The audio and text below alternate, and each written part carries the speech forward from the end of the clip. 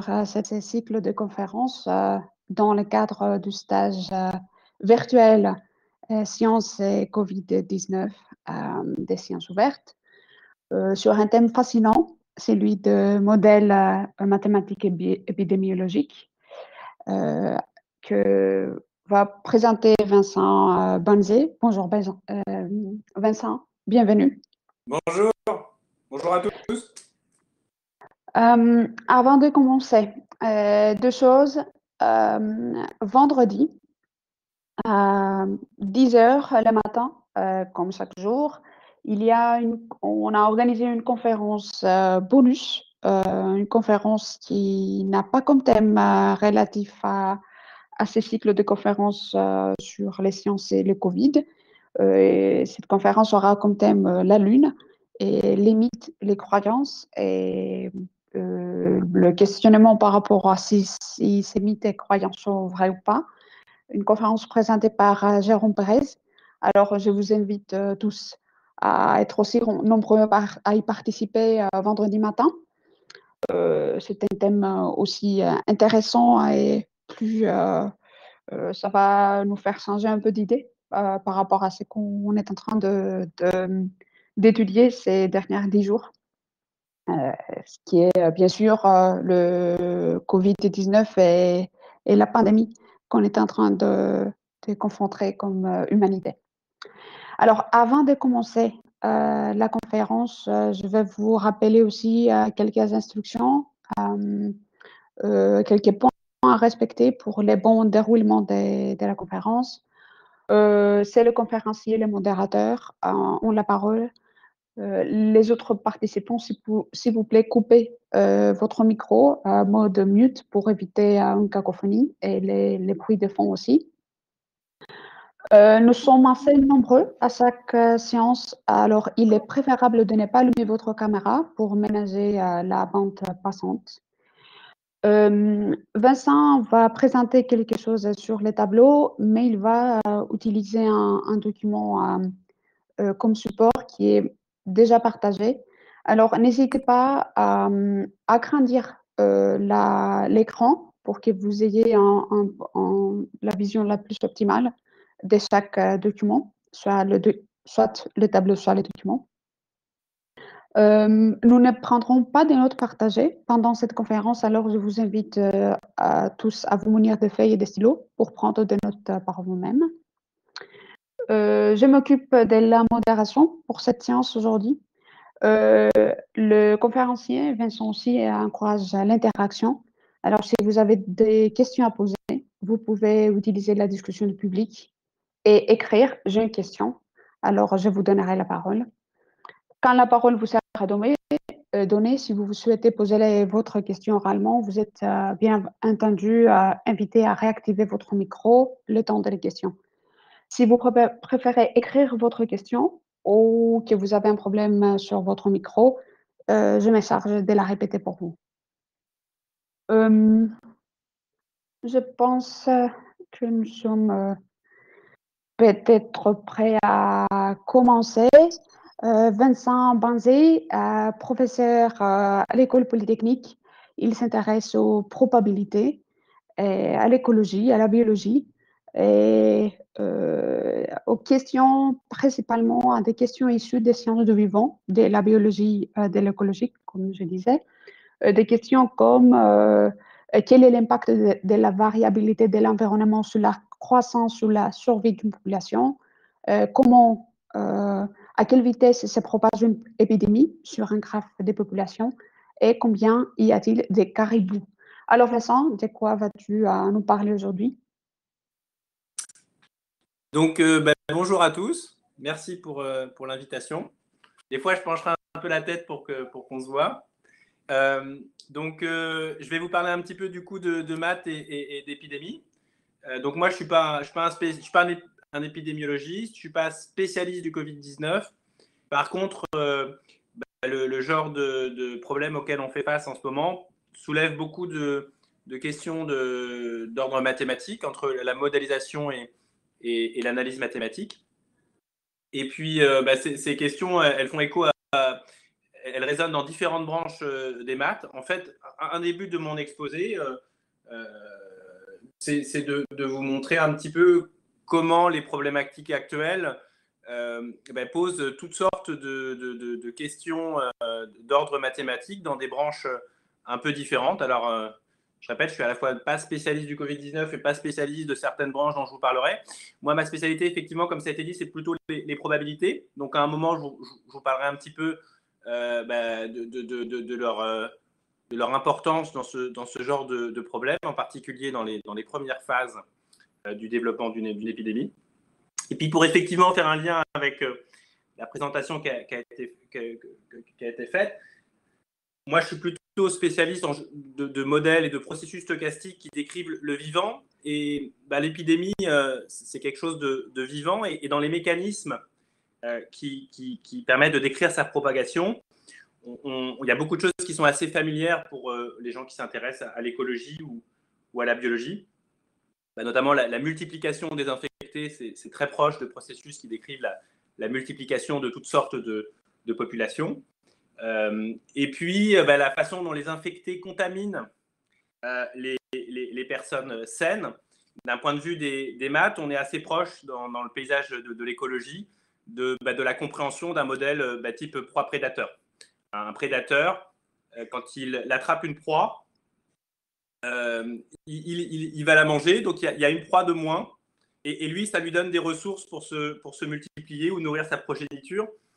Dans des modèles épidémiologiques, on a d'un point de vue des mécanismes, des choses qui sont assez similaires. Un infecté qui attrape, entre guillemets, qui contamine, du coup, plutôt une personne saine, eh bien, ça fait une personne saine de moins, une personne susceptible de moins, et puis ça fait un infecté de plus. Donc, on n'est pas forcément trop dépaysé quand on s'intéresse au modèle du vivant et qu'on se confronte aux questions d'épidémiologie. Alors, moi, ça fait quelques années que je suis confronté au problème d'épidémiologie dans un contexte assez différent. Il y a une question ?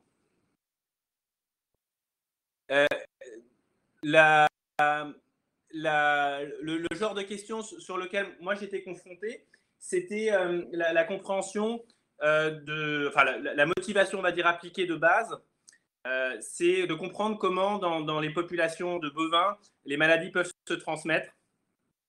Et je pense que la plupart d'entre vous sont trop jeunes. Certains non, hein, mais la plupart d'entre vous sont trop jeunes pour avoir entendu parler des problèmes de vaches folles, etc. Mais il y a eu aussi des impacts sanitaires très importants qui ont beaucoup marqué les gens et qui ont fait un peu changer les comportements. Notamment, on s'est mis à beaucoup plus suivre, tracer les mouvements de bovins depuis cette époque, donc de vaches, disons. Et alors, c'est assez différent ce qui se produit aujourd'hui, mais il y a énormément de composantes communes et de difficultés communes. Les bovins, ils circulent, hein, c'est ce qui rend le problème un peu compliqué. Ils vont de ferme en ferme, ils passent par des salles de marché qui sont des grands lieux de rassemblement où le virus où leur maladie peut se transmettre. Donc, on est aussi sur des problèmes de mouvement, contamination. Et puis, les problématiques ne sont pas forcément si différentes que celles d'aujourd'hui, c'est-à-dire en cas d'apparition d'une maladie, être capable de réagir vite et de prendre de bonnes mesures. Comment il faut faire pour utiliser les moyens au mieux pour réguler et empêcher une grande propagation de la maladie. C'est le même genre de problème auquel on fait face aujourd'hui. Nous, le genre de problème auquel d'un point de vue maths, ça pose des questions intéressantes, c'est en particulier le rôle de la structuration spatiale, c'est-à-dire la façon dont les échanges commerciaux se font. Comment ça rend vulnérable ou pas un système? Si on identifie des façons d'échanger qui rendent très vulnérable le réseau commercial à l'apparition d'une maladie, on va éventuellement donner des conseils pour faire évoluer ce réseau. Et puis, à l'inverse, mettons que maintenant la maladie soit apparue, si on a une bonne compréhension de ce qui se passe, on peut être en mesure de suggérer des mesures dont on pense que l'efficacité est maximale parmi tout un ensemble de recommandations qu'on pourrait faire qui seraient assez naturelles. Voilà. Donc souvent dans ces questions-là, et c'est ce qui arrive aussi aujourd'hui, donc je m'attends à parler un peu plus de maths et puis de la situation actuelle, il y a un équilibre à trouver entre des raisons économiques ou psychologiques aujourd'hui. On ne va pas empêcher tout le monde tout le temps de bouger.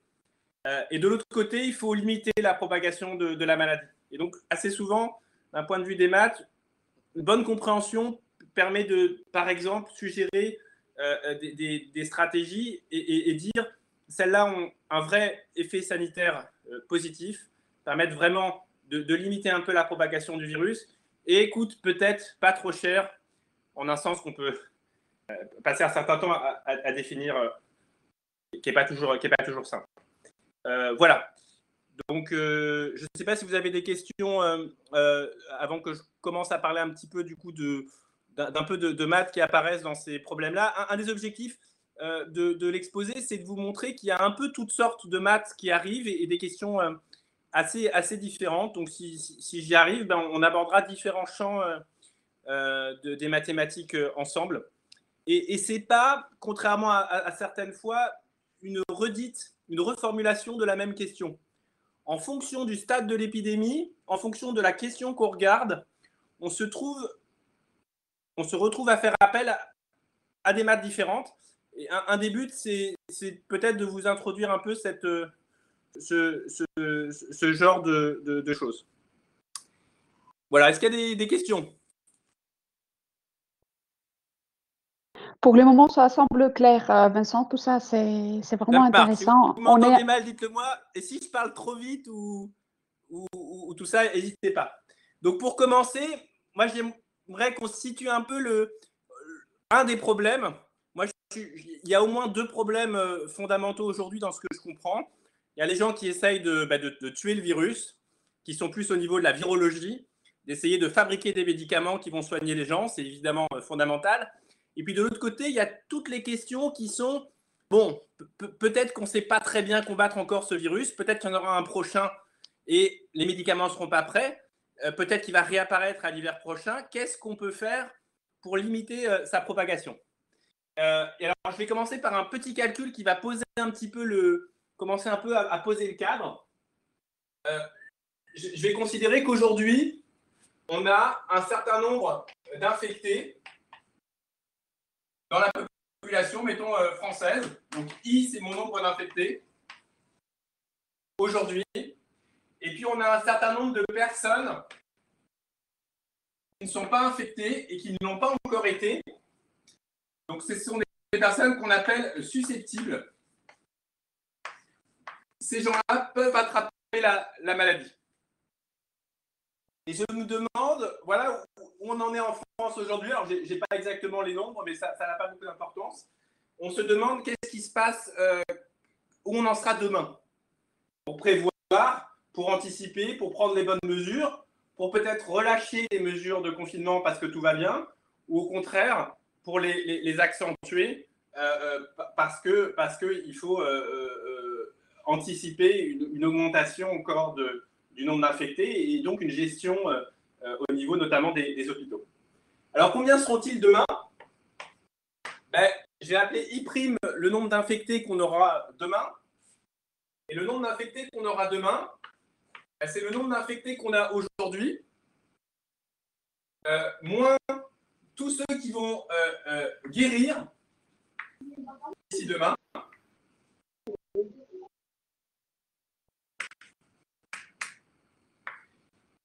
Donc, au nombre d'infectés actuels, je retire tous ceux qui guérissent. Et puis, il faut que j'ajoute tous ceux qui vont être mes nouveaux infectés.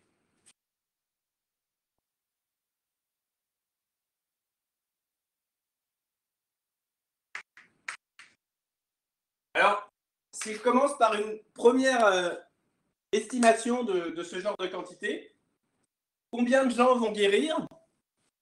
Ceux qui vont guérir, ça va être une partie des gens qui sont actuellement infectés.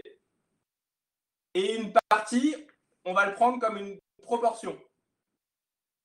Pour faire au plus simple. Et ça fonctionne assez bien. C'est-à-dire que j'expliquerai un peu tout ce qui tout ce qui est supposé un petit peu derrière ce genre de simplification et qui pose quand même quelques soucis et quelques difficultés, mais plutôt intéressant d'un point de vue des maths.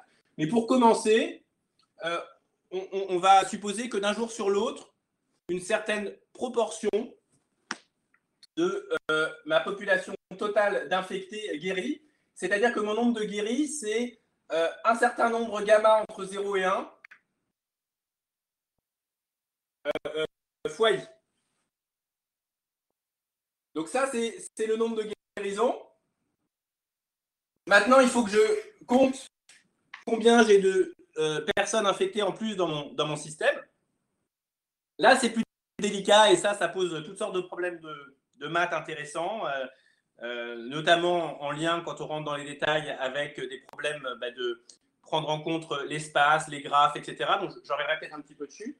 Mais pour faire simple, on a tendance à considérer que ce nombre de nouveaux infectés, il est de l'ordre du produit du nombre de sains dans la population fois le nombre d'infectés à un coefficient près, bêta. Alors, je vais expliquer un tout petit peu plus d'où ça vient de façon schématique. Imaginez que dans votre population, prenons un exemple, vous ayez 2 infectés, I vaut 2, et 3 sains. Donc, vous avez 2 personnes infectées dans votre population, et puis vous avez 3 personnes saines. Combien est-ce que vous avez de rencontres possibles entre un infecté et un sain? Parce qu'en gros, c'est ça le problème dans la vie aujourd'hui. C'est des gens qui ont le virus à un moment et qui le transmettent à des gens qui ne l'ont pas encore eu. Donc, quand je dis sain, là, c'est vraiment au sens susceptible. C'est-à-dire qu'ils n'ont pas encore eu la maladie et donc ils sont susceptibles de l'attraper. Eh bien, le nombre de rencontres possibles, cet infecté-là, il a 3 rencontres possibles. Et cet infecté-là, il en a 3 aussi. Le nombre de rencontres que j'ai, c'est 2 fois 3. Et plus généralement, dans une population où j'ai grand I personnes infectées et grand S personnes saines, mon nombre de rencontres possibles, c'est le produit des 2 nombres, c'est SY. Voilà, je vous laisse vous convaincre en prenant 4 infectés et 6 susceptibles, etc., que ce qui compte, le nombre de rencontres, c'est le produit du nombre d'infectés fois le nombre de sains. Alors, ça, ce n'est pas le nombre de contaminations qu'il y a. Heureusement, d'ailleurs, si vous faites le produit actuellement en France, ça ferait un nombre monstrueux par jour. Alors, par quoi il faut corriger au moins ce nombre de rencontres? Par 2 choses. D'abord, heureusement, quand 2 personnes se rencontrent et que l'un est infecté, il n'y a pas forcément transmission de la maladie. Hein, ça dépend un peu de la charge virale qu'il a, c'est-à-dire à quel point le virus est actif à ce moment-là en lui. Ça dépend aussi de son comportement, hein, et donc c'est toutes les histoires de gestes barrières, etc. S'il est très proche, qu'il postillonne énormément, etc., il y a une probabilité sûrement assez importante que si la charge virale est importante à ce moment-là, il soit transmis, etc., etc. Si par contre il reste à une certaine distance, qu'ils ont un masque, probablement que la probabilité de transmission est beaucoup plus faible à ce moment-là. Enfin, ça, on en est sûr. Donc, ce nombre de rencontres S fois I, il faut le multiplier par un premier coefficient qui est en gros la probabilité de transmission au moment d'une rencontre. Mais il y a aussi une autre correction à faire qui est importante, c'est que là, je vous ai donné toutes les rencontres possibles dans un système. Mais vous n'avez bien sûr pas le temps de rencontrer tout le monde. En pratique, seule une partie des rencontres va avoir lieu d'un jour sur l'autre, n'est pas en mesure de rencontrer toutes les personnes de notre ville d'un jour sur l'autre, et même d'ailleurs sur un mois, toutes les personnes encore moins de notre région, etc., etc. Donc seulement une partie de ces rencontres va avoir lieu. Et là, les choses commencent à se compliquer. J'ai envie de dire qu'une partie, c'est un nouveau coefficient, P2, un nouveau nombre entre 0 et 1, pour dire que je n'en garde qu'une certaine proportion. En pratique, c'est beaucoup plus compliqué que ça. Alors, je vois qu'il y a une question, a priori. de Kautar. Je sais pas comment on Oui, prononce le prénom. Kautar, tu peux juste poser ta question. Vas-y. D'accord, merci. Alors, c'était juste pour savoir que vous avez dit qu'un infecté, il contamine 3 sains. Et justement, le chiffre 3, comment on a fait pour le calculer? C'est une Alors, moyenne j'ai pris un exemple pour faire un dessin. De façon générale, le nombre de rencontres, c'est le nombre de sains fois le nombre d'infectés. Et ça évolue tous les jours. Il faudrait prendre les nombres aujourd'hui. Et je vais en parler un peu après, on n'est pas tout à fait sûr de savoir le nombre de personnes saines susceptibles dans le système. Parce qu'il y a des gens qui ont chopé à un moment le virus, mais qui n'ont pas déclaré de symptômes importants et qu'on n'a pas du tout identifié.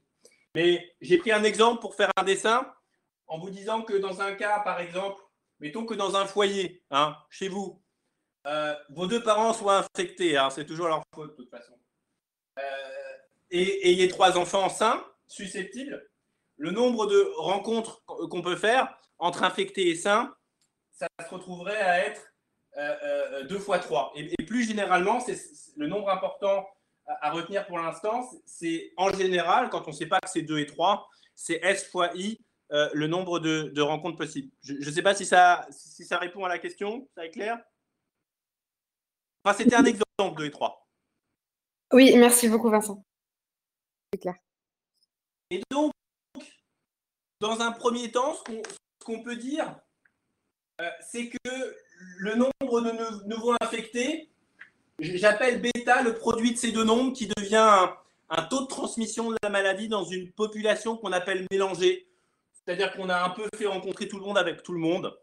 Et là, on pense qu'une bonne façon de comptabiliser le nombre de nouvelles infections, c'est ce bêta fois S. Et donc, à la fin, là, j'ai une estimation qui vaut ce qu'il vaut. On pourra discuter assez longuement de tous les défauts de cette simplification, mais elle capte beaucoup de choses intéressantes déjà. Et si je résume ce qu'on vient d'écrire, on a I' égale I moins gamma I, c'est-à-dire tous les gens qui ne sont plus infectés parce qu'ils guérissent, plus tous les nouveaux infectés qui sont liés aux rencontres entre susceptibles et infectés. Donc la première question qu'on peut évoquer, qui contient beaucoup des problèmes que des mathématiciens essayent de d'éclairer un peu, ou des physiciens en ce moment, c'est quand est-ce que ça va aller mieux et qu'est-ce qu'il faut faire pour que ça aille mieux, et en l'occurrence, qu'est-ce qu'il faut faire pour que le nombre d'infectés demain soit plus petit que le nombre d'infectés aujourd'hui. Donc ça, c'est aujourd'hui, ça, c'est demain. Plus petit, ça veut dire que ce nombre I', je veux qu'il soit strictement plus petit que le nombre I d'infectés aujourd'hui. Si ça, c'est vrai, ça veut dire que j'ai moins d'infectés. Et puis, si ça continue dans le même sens, eh bien, ça veut dire qu'on va vers une extinction, probablement, de l'épidémie. Bon, je ne suis pas en train de dire que tout de suite décroissante converge vers zéro, mais moralement, on va vers une disparition de l'épidémie. Alors, là, on voit qu'on peut résoudre cette inégalité. Quand est-ce que l'infection va diminuer? Eh bien, je peux simplifier les I et je peux passer gamma I de l'autre côté. J'arrive donc à cette inégalité, bêta SI plus petit que gamma I. À partir du moment où ça, c'est vrai, voilà, c'est mis en veille. À partir du moment où ça, c'est vrai, donc cette inégalité devient vraie, l'infection se met à descendre dans la population. Alors là, je vois que je peux simplifier par grand I. C'est pour ça que j'aime bien les tableaux. Et au final, on a gagné quand on est capable, moralement, de faire que le nombre de susceptibles dans la population fois le coefficient bêta. Donc, je vous rappelle que bêta, c'est le taux de contamination d'un infecté vers un sain. S, c'est le nombre de susceptibles. Et gamma, c'est le taux de guérison. À partir du moment où cette inégalité est valide, l'infection descend. Et là, il y a 3 façons d'y arriver. Plus précisément, il y a deux façons où les humains ont la main avec la recherche ou le bon sens, et puis une façon qui arrivera un jour ou l'autre, mais au prix éventuel d'un coût sanitaire, psychologique, etc., et humain très fort qu'on veut éviter, ou économique. Alors, première façon de rendre cette inégalité vraie, c'est d'être capable d'augmenter gamma, c'est-à-dire d'augmenter le taux de guérison suffisamment pour passer au-delà de bêta S. Et là, on sait qu'il y a extinction de l'épidémie.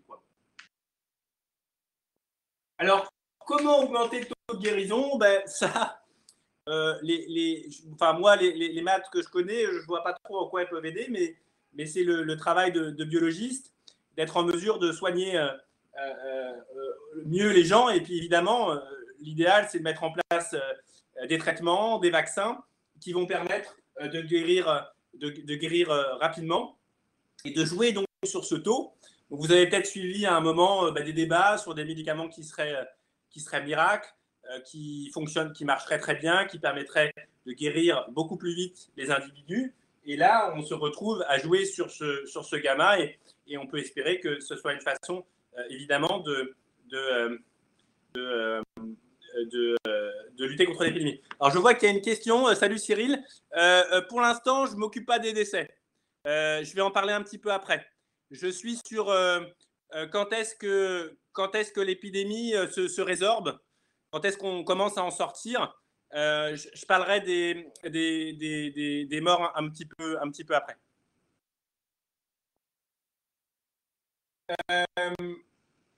Alors ça, c'est le premier jeu.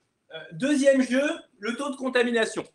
Et là, on est en plein dedans. Ça, on a tous la possibilité de jouer dessus. C'est ce qui se passe depuis un mois et demi ou je ne sais plus. On peut même le mettre à 0, ce taux, et c'est terminé. Alors, le mettre à 0, c'est compliqué en pratique, parce que ça veut dire plus aucun contact, fondamentalement. Les enfants ont besoin de voir leurs parents, on a besoin d'aller acheter à manger, c'est pas possible. Mais on peut espérer le mettre au plus bas. Et là, on en est. Malheureusement, le virus, il se transmet suffisamment vite, et puis on va parler un peu après du problème que ça pose en termes de décès. Il se transmet suffisamment vite pour qu'on ait vraiment besoin de beaucoup jouer dessus pour arriver à le faire passer sous un seuil qui permette une diminution de l'épidémie. Et donc, c'est pour ça qu'on en arrive à des mesures très, très fortes. On a commencé par fermer les écoles. Tous les lieux où beaucoup de gens se croisent, c'est beaucoup de transmission. Donc, on ferme a priori d'abord les endroits où il y a beaucoup de transmission pour essayer de freiner ce bêta. Mais le virus est suffisamment rapide, se transmet suffisamment facilement pour qu'il faille aller beaucoup plus loin dans les limitations des contacts pour arriver à récupérer cette valeur-là. Là, on est supposé, avec les mesures actuelles de confinement, avoir réussi à jouer suffisamment sur bêta pour permettre de résorber l'épidémie. Je vais expliquer un petit peu après pourquoi c'est un tout petit peu plus compliqué, qu'il faut attendre un petit peu pour voir les effets, mais on y est en fait en ce moment sur les effets. Ça arrête de pousser, ça stagne, et puis si on continue dans ce régime, ça doit descendre. Et il y a une troisième façon de jouer. Certains pays sont partis sur cette idée à un moment. La plupart des gens qui faisaient une analyse trouvaient que c'était dangereux, et d'ailleurs, ces pays-là ont changé de stratégie. La troisième façon, c'est que si vous laissez votre épidémie prendre, et pour l'instant, donc j'oublie tout le problème donc des décès, donc je vais parler un petit peu après. Si vous laissez votre épidémie prendre, vous avez de plus en plus de personnes qui ont eu l'infection et de moins en moins de personnes qui peuvent encore l'attraper parce qu'elles l'ont déjà eu. Si vous laissez le temps évoluer, ce nombre de susceptibles, si vous laissez la maladie se développer, ce nombre de susceptibles, il diminue, puisque les gens ne sont plus susceptibles une fois qu'ils l'ont eu et que de plus en plus de personnes l'auront eu. Un jour ou l'autre, ce nombre devient suffisamment petit pour que cette inégalité soit vraie. On peut même le calculer dans ce modèle. Quand le nombre de susceptibles devient plus petit que gamma sur bêta, eh bien, on est bon. L'épidémie s'éteint d'elle-même. Elle n'a plus assez de susceptibles pour survivre, si vous voulez, pour se développer. Les gens guérissent suffisamment vite et la contamination n'est pas assez forte. arriver à ce niveau de susceptible pour qu'elle puisse continuer à se propager.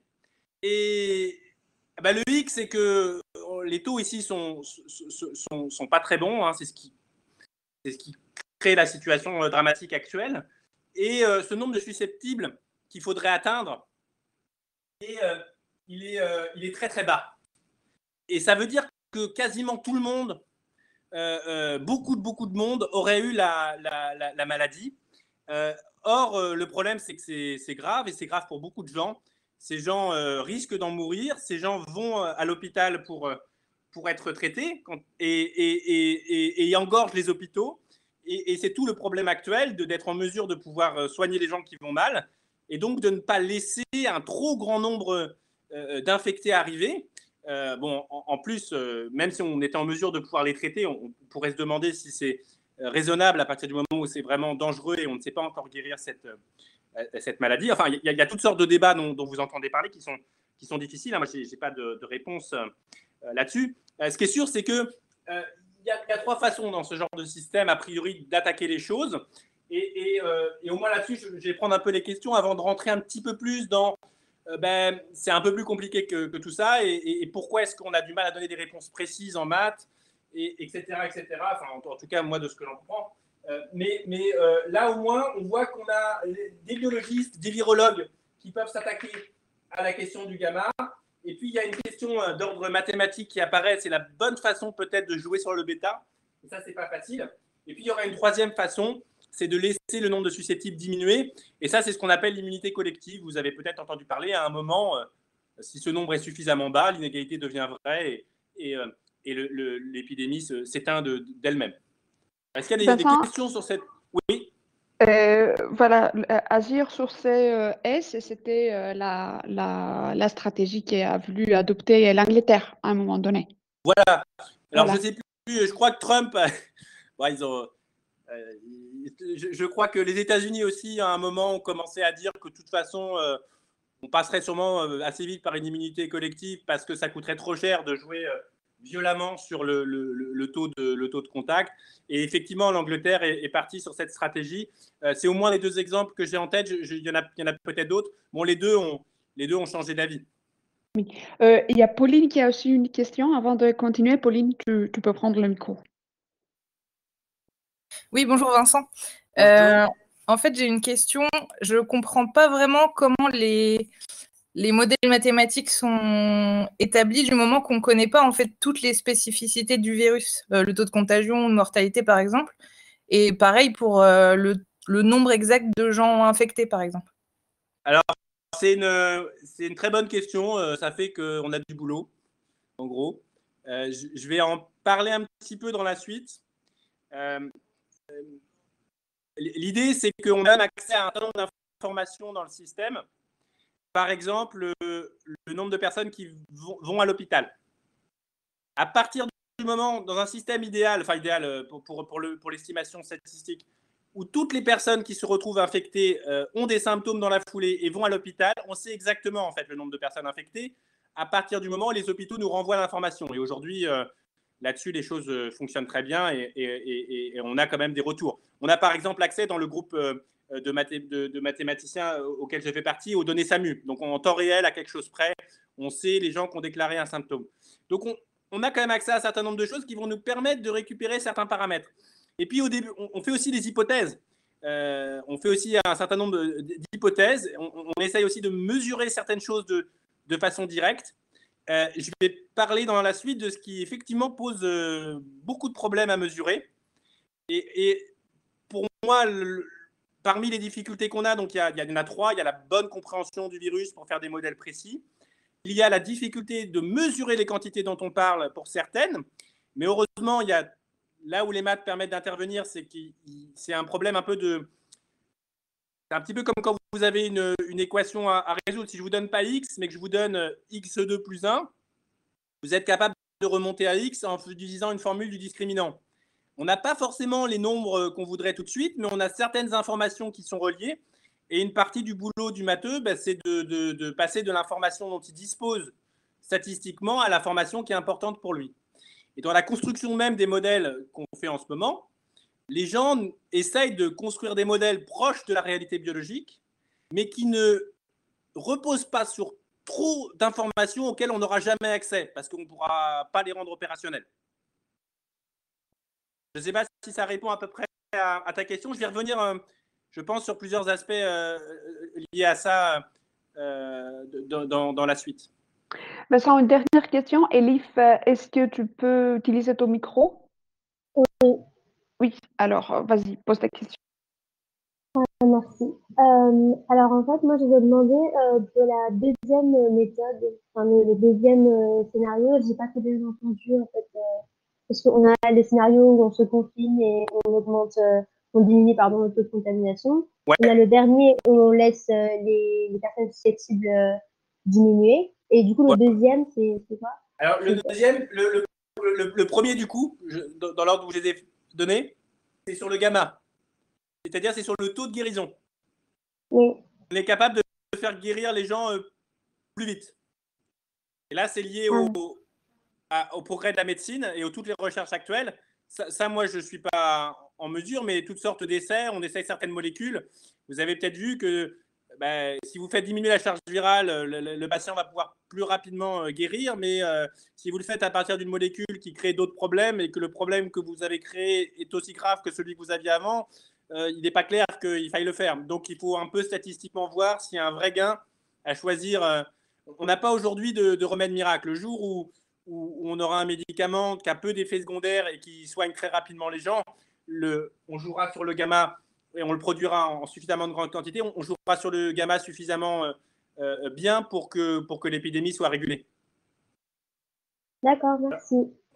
Je me rends compte que je lis beaucoup plus vite avec la vidéo, donc je vais brancher. Et je vais sûrement me prendre les pieds dans le fil, ce qui fera une partie comique dans l'exposé non voulu. Donc, vous inquiétez pas si je tombe à un moment. Oui, il y a une dernière question qui concerne un peu les équations. Kaltoum, si tu peux prendre le micro, je pense que ça va être plus facile de poser ta question que par écrit, c'est pas clair pour moi. Est-ce que tu peux utiliser un micro? Kaltoum? Oui, je veux. Merci. Oui, Bonjour. Bonjour. Vous, en gros, vous êtes un petit peu basé sur le modèle CIRP, je pense. Mais du coup, vous n'avez pas trop du R. Mais en gros, c'est juste que vous n'avez pas rentré R, mais vous l'avez fait apparaître en disant le nombre de guérisons. Est-ce que donc, quand on utilise directement le modèle CIRP, le nombre de guérisons est toujours égal à un certain facteur fois I? Ou bien ça, c'est encore, ça fait partie de votre modèle facilisé? Alors, je vais donc c'est pas un modèle SIR aujourd'hui, donc je vais parler un petit peu plus de à quoi ça ressemble, mais ça c'était pour peut-être aller vers un modèle simple qui captait quand même beaucoup de choses du problème. Et vous avez raison que j'ai pas évoqué R. Alors dans le modèle SIR, une fois qu'on connaît S et I, alors tant qu'on néglige le nombre de morts dans le système, ça veut dire qu'on n'est pas sur des échelles de temps où on prend en compte les naissances de bébés, etc. On est sur l'ordre de quelques mois. On peut considérer que la taille de la population est fixe. Avec cette hypothèse simplificatrice, dans un premier temps, le nombre de susceptibles plus le nombre d'infectés plus le nombre de personnes remises, donc de R,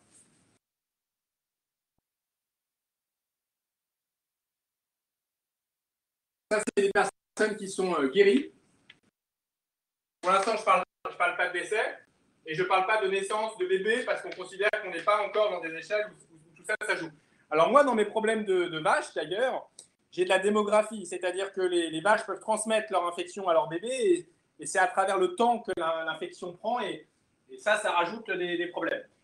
On en a suffisamment dans ce problème-là, on ne va pas en rajouter. Le S plus le I plus le R, c'est la taille totale de la population. Et on considère pour l'instant qu'elle est constante. Et c'est le nombre de personnes en France, mettons. Ça fait qu'une fois que vous regardez S et I, vous pouvez déduire R en faisant la différence, quoi. Mais là où je suis d'accord, c'est que le modèle SIR, c'était pour commencer. Et là, si ça vous va, je vais vous parler un petit peu plus. C'est ce qu'on appelle un modèle à compartiment. En maths, on peut faire ça pour plein de trucs. Vous pouvez imaginer, j'ai faim, c'est mon premier compartiment, puis je passe à table, puis ensuite je vais faire une petite sieste digestive, etc. Et puis ça recommence, ce genre de choses. Là, c'est 3 états dans le modèle le plus simple, le plus classique et qui est quand même, je trouve, intéressant. C'est vous êtes susceptible. Et ensuite, forcément, soit vous restez susceptible parce que vous ne chopez jamais la maladie, soit vous la chopez et vous passez dans le régime désinfecté. Et puis, un jour ou l'autre, vous allez guérir. Ça, c'est le modèle le plus simple. Alors aujourd'hui, on est dans des choses plus compliquées. Enfin, on est en général d'ailleurs toujours dans des choses plus compliquées. Mais là, il y a notamment un point sur lequel je voudrais... Enfin, 2 points sur lesquels ça joue vraiment un rôle dans la compréhension des maths du système. On est dans un modèle un petit peu plus compliqué. Alors, je vais vous raconter ce vers quoi on penche. Donc, moi, je travaille avec un petit groupe de chercheurs où on a embauché des stagiaires. Et dans notre groupe, il y a des experts, il y a une biologiste et une épidémiologiste notamment. Donc, on discute et de ce qui nous semble être le modèle compartimental le plus adapté. Et puis là, il y a des papiers qui sortent. Tout le monde n'est pas tout à fait d'accord. Mais bon, je vais vous parler de ce sur quoi il y a une forme de consensus. Dès maintenant. Donc, un peu plus compliqué que SIR. Et puis, ça va notamment un peu introduire la question des morts. Ce qui reste tout à fait vrai, c'est que, bon, a priori, les individus au départ sont sains. Et puis, le système démarre parce qu'il y a un infecté dans la population et qui va transmettre. Alors la première subtilité par rapport à un modèle SIR, c'est que quand un susceptible attrape le virus, il ne passe pas vraiment dans un régime infecté au sens SIR, il ne passe pas dans un état où il peut transmettre la maladie. On parle donc, toutes les questions d'incubation, etc. On parle de quelqu'un qui a été, on va le noter comme exposé. C'est quelqu'un qui a attrapé la maladie, mais qui n'est pas encore contagieux. Alors la biologie, c'est plus compliqué. Hein. C'est pas, tiens, à un moment, je suis contagieux, je ne suis pas contagieux. Mais au départ, la charge virale est très basse, etc. Ça dure un certain temps. Et cet état a un vrai impact sur la compréhension de ce qui se passe. Au début, il n'est pas contagieux. À un moment, effectivement, donc sa charge virale augmente et il va passer dans le régime I, tel qu'on l'avait évoqué avant, un régime I où il va être infectieux, et c'est seulement ces gens-là qui vont pouvoir, par rencontre, transmettre. Si les exposés rencontrent des susceptibles, très bien, hein, c'est comme avant, il ne se passe rien. Ils ont la maladie en eux, mais ils ne sont pas en mesure de la transmettre. Alors, vous pourriez me dire, d'un point de vue des maths, peut-être que je peux sauter cette case et juste attendre le moment où mes susceptibles deviennent infectieux. Le problème, c'est que ça crée des effets de retard, et c'est un des aspects qu'on voit avec le confinement dans la réduction du taux. Il y a un effet de retard dans le système, parce que si à un moment vous bloquez les infections, vous bloquez les contacts, votre épidémie ne s'arrête pas d'un coup, parce que toutes sortes de gens l'ont attrapé avant votre blocage, ne l'ont pas encore déclaré, n'ont pas encore de symptômes, ne sont pas encore infectieux. Et ces gens-là vont arriver, même si vous avez arrêté les contacts, puisqu'ils l'ont déjà en eux. C'est juste pas visible. Donc, d'un point de vue temporel, d'un point de vue de la compréhension en temps de l'évolution de l'épidémie, ce n'est pas un état qu'on peut squeezer en se disant bon, on n'a qu'à sauter cette étape, ça ne change pas grand-chose, ils n'infectent personne. C'est un peu plus compliqué que ça. Deuxième complication sur laquelle tout le monde est assez d'accord, il n'y a pas un seul régime infectieux. Il y en a plusieurs, et en gros, on va dire qu'il y en a 2. Il y a des gens qui sont infectieux et ça se voit, au sens où ils sont malades, et ils ont des symptômes.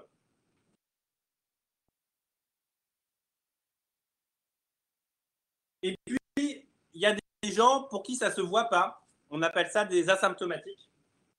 Et donc, d'une certaine façon, il y a I1 et I2, I symptomatique plutôt et I asymptomatique. C'est-à-dire les gens qui sont exposés, avec une certaine probabilité, ils vont ne pas avoir du tout de symptômes. Et avec une certaine autre, ils auront des symptômes, ça se verra qu'ils sont malades.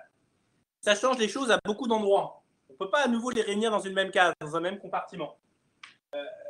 Ce qui est vrai, ce qui ne change pas, commençons par ce qui est indifférent à S et à A, c'est que les deux vont pouvoir transmettre.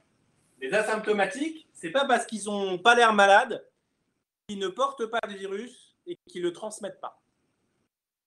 Donc les deux vont pouvoir aller commencer cette chaîne de contamination en infectant des personnes qui n'ont jamais eu le virus. Par contre, il faut qu'on les sépare pour au moins 2 raisons. La première, c'est qu'il ne va pas leur arriver la même chose. Et la deuxième, c'est qu'on a parlé de l'importance du taux de contact, du taux d'infection. Les gens qui ne savent pas qu'ils ont la maladie se comportent très différemment. Déjà, ils sont plus en forme, ils vont peut-être plus bouger, etc. Et puis, ils ne se méfient peut-être pas. C'est un des problèmes aujourd'hui. Donc, ils ne se méfient peut-être pas de la façon dont ils interagissent avec leurs proches, avec leurs moins proches, se lavent les mains, mettent un masque, etc. en disant « moi, tout va bien ». Voilà. Et donc, en termes de taux de contact, en régime infectieux, il n'y a pas de raison de prendre le même taux pour les deux, puisque leur comportement va être différent. À la fois, finalement, ils vont plus s'isoler, donc moins rencontrer de gens, mais en même temps, probablement, les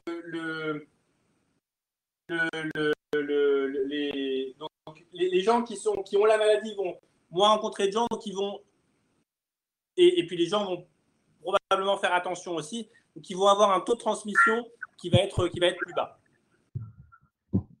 Et puis, il y a ce qui se passe après. Et là, ça rejoint donc la question de Cyril. Qu'est-ce qui se passe une fois que j'ai déclaré les symptômes? Eh bien, on va justement à un moment passer éventuellement en ce moment dans une situation où on est beaucoup plus isolé. On est encore infectieux, donc moi je mets H comme hôpital, mais on est encore infectieux, mais on est mis un peu en quarantaine. Et alors, potentiellement, ce n'est pas le cas pour tout le monde, parce que si les signes, c'est là où il y a toute une typologie qui est un peu plus compliquée, ne sont pas si graves, et si on ne va pas forcément prendre les mesures qu'il faut. En tout cas, globalement, les gens qui déclarent des symptômes sont isolés, ce qui fait qu'ils peuvent être éventuellement encore des facteurs de contamination, mais moindres, parce qu'ils font beaucoup plus attention. Et ils sont en contact avec beaucoup moins de gens. Et puis ensuite, pour ces gens-là, il y a 2 issues possibles. Beaucoup de gens, heureusement, guérissent. Donc, c'est les R de tout à l'heure. Mais malheureusement, il y a effectivement aussi des gens qui meurent. Donc, ces gens-là sortent du système complètement. Bon, les guéris, finalement, ils sortent un peu parce que les guéris, ils jouent pour nous parce qu'ils peuvent continuer à rencontrer les autres gens sans être facteurs de propagation de la maladie. Et puis, globalement, ce qui semble être admis, c'est que les asymptomatiques, a priori, il n'y a pas de raison qu'ils meurent. Eux, ça se passe plutôt bien et ils passent dans un régime, du coup, guéri. Donc, voilà le genre de modèle.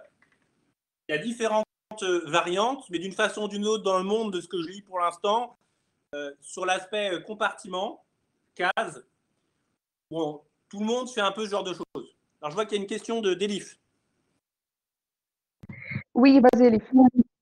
Bonjour. Alors en fait, je vais demander pourquoi les infectés asymptomatiques peuvent contribuer au taux de guérison alors que justement ils peuvent en contaminer d'autres. Oui, ils peuvent contaminer. Cette flèche veut dire qu'ils peuvent contaminer, mais à un moment ou à un autre, ils guérissent. C'est le sens de l'autre flèche. C'est-à-dire qu'une fois qu'ils ne sont plus dans le régime infecté, ils passent dans le régime remis et on néglige le fait, il faudrait que la biologiste ou l'épidémiologue soit là, mais a priori, ils ne vont pas mourir, quoi. D'accord, ok. Ça répond? Oui, merci. Alors, je ne sais pas si on peut partager le document, parce que je vous ai du coup mis mon document de travail actuel avec les stagiaires. Donc, ils démarrent leur stage il y a 2 semaines, donc vous allez voir un peu comment ça marche. Parce que François m'avait dit que ce serait bien qu'on voit un peu concrètement comment on cherche. Donc, je vais vous partager le document de travail. Donc, hop. Vous le voyez là?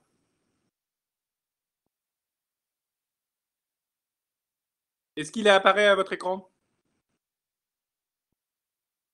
Moi, je le vois, Vincent. Je pense que oui, François aussi, Cyril aussi. Je vous suggère de passer en la présentation en plein écran. Comme ça, vous pouvez voir les documents plus grands. Et après, une fois que Vincent retourne au tableau, on va changer. Donc, au début, c'est un peu des généralités pour définir un cadre formel qui va permettre aux stagiaires d'aller assez loin. Je vais vous parler un petit peu du genre de choses qu'il faut prendre en compte dont je n'ai pas encore parlé, qui sont probablement importantes.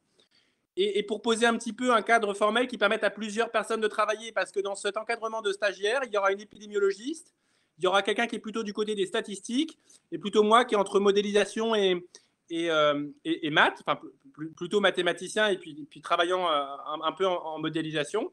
Et donc, ça, c'est pour définir un cadre formel qui va permettre on dit structurer, c'est-à-dire de prendre en compte un peu toute l'information qui nous semble importante au fur et à mesure du stage pour aller vers des modèles les plus pertinents possibles. Mais ce que je voulais vous montrer, c'est la discussion qu'on a actuellement. Là, page 6 en bas, vous voyez, moi, le modèle, à partir des discussions et des lectures que j'avais, que j'imaginais, c'est exactement le modèle que je vous ai dessiné. Voilà. Et puis, on a discuté avec l'épidémiologiste, on regarde certaines données, etc. Et elle, donc l'épidémiologiste, elle s'appelle Elisabetta, donc c'est le petit Elisa qui est là. Elle pense que c'est un petit peu différent en termes de compartiment. Et en l'occurrence, elle a fait une séparation d'un point de vue du moment où les symptômes se déclarent, en fait, et où on peut passer en isolation ou en hôpital. Donc, c'est très proche, hein. Mais vous voyez qu'il y a une petite nuance. Et on sait dans ce genre de système que ces différentes ces décompositions vont jouer dans ce qu'on va prédire ou suggérer, quoi. Donc, voilà un petit peu à quoi ça ressemble. Et là, je vais vous expliquer un peu. D'abord, s'il y a des questions sur ces dessins, je veux bien y répondre. Mais en gros, la seule différence, c'est la façon dont la séparation entre asymptomatique et symptomatique se fait.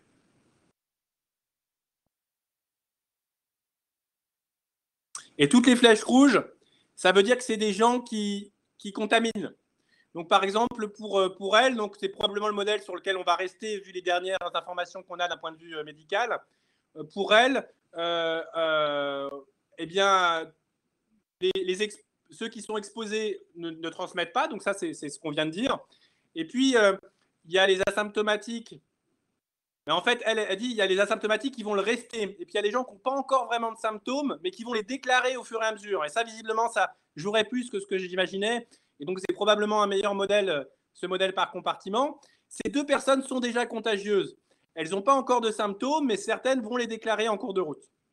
Et ils vont passer du coup dans le régime symptomatique. Et là, ce qu'elle considère, c'est qu'il y a des gens qui vont s'isoler un peu parce qu'ils vont avoir des symptômes, mais pas au point de ne pas transmettre. Et puis, il y a les gens vraiment qu'on considère à l'hôpital avec des mesures d'isolement strictes. Et elles, pour le coup, ces personnes-là, on considère que leur taux de contamination est nul ou très suffisamment petit pour être considéré comme nul. Ce qui fait qu'eux, il n'y a pas de flèche rouge, il n'y a pas de flèche d'infection. Est-ce que vous avez des questions là-dessus?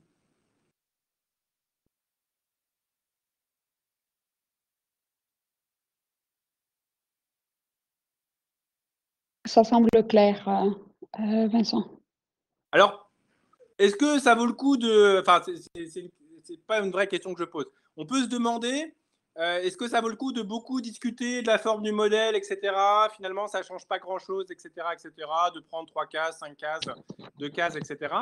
Et puis, on peut se demander pourquoi les mathématiciens ou d'autres modélisateurs, épidémiologistes, etc., qui manipulent ces systèmes, s'ils sont si clairs que ça, pourquoi on ne sait pas précisément où on va et qu'est-ce qu'il faut faire. Alors, une grande partie du but du reste de mon exposé, c'est de vous donner quelques idées de pourquoi. Vincent, on a une question. Peut-être ça va Yes. nous guider un peu pour la suite. Kaltoum, tu peux prendre le micro si tu peux.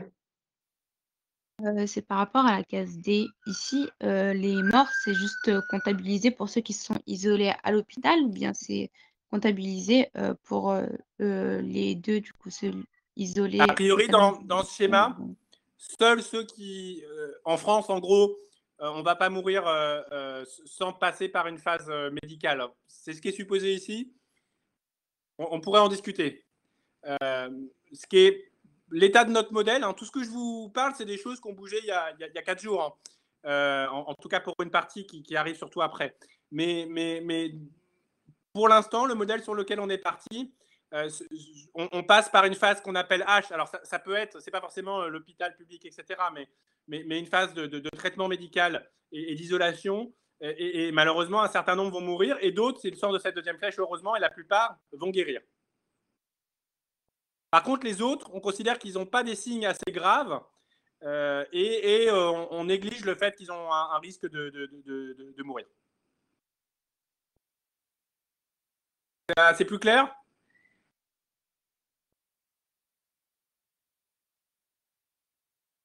Ok, alors donc là, je vais, pour embrayer un peu sur la suite, je vais essayer d'expliquer un peu pourquoi est-ce que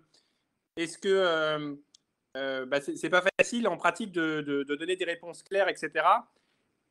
Notamment à travers deux problèmes. Bon, c'est un peu le but de ce que beaucoup de gens essaient de faire en ce moment. La première chose sur laquelle j'aimerais attirer votre attention,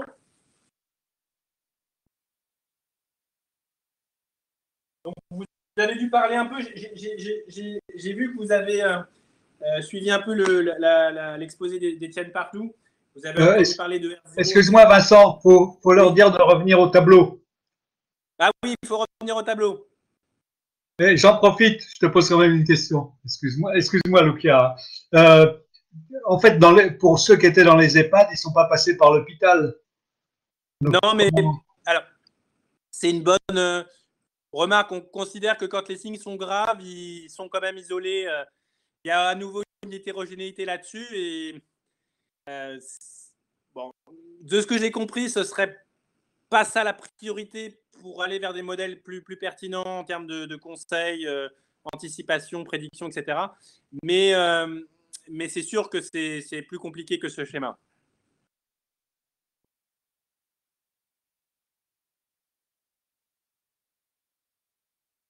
Merci, je pense qu'ils sont venus maintenant.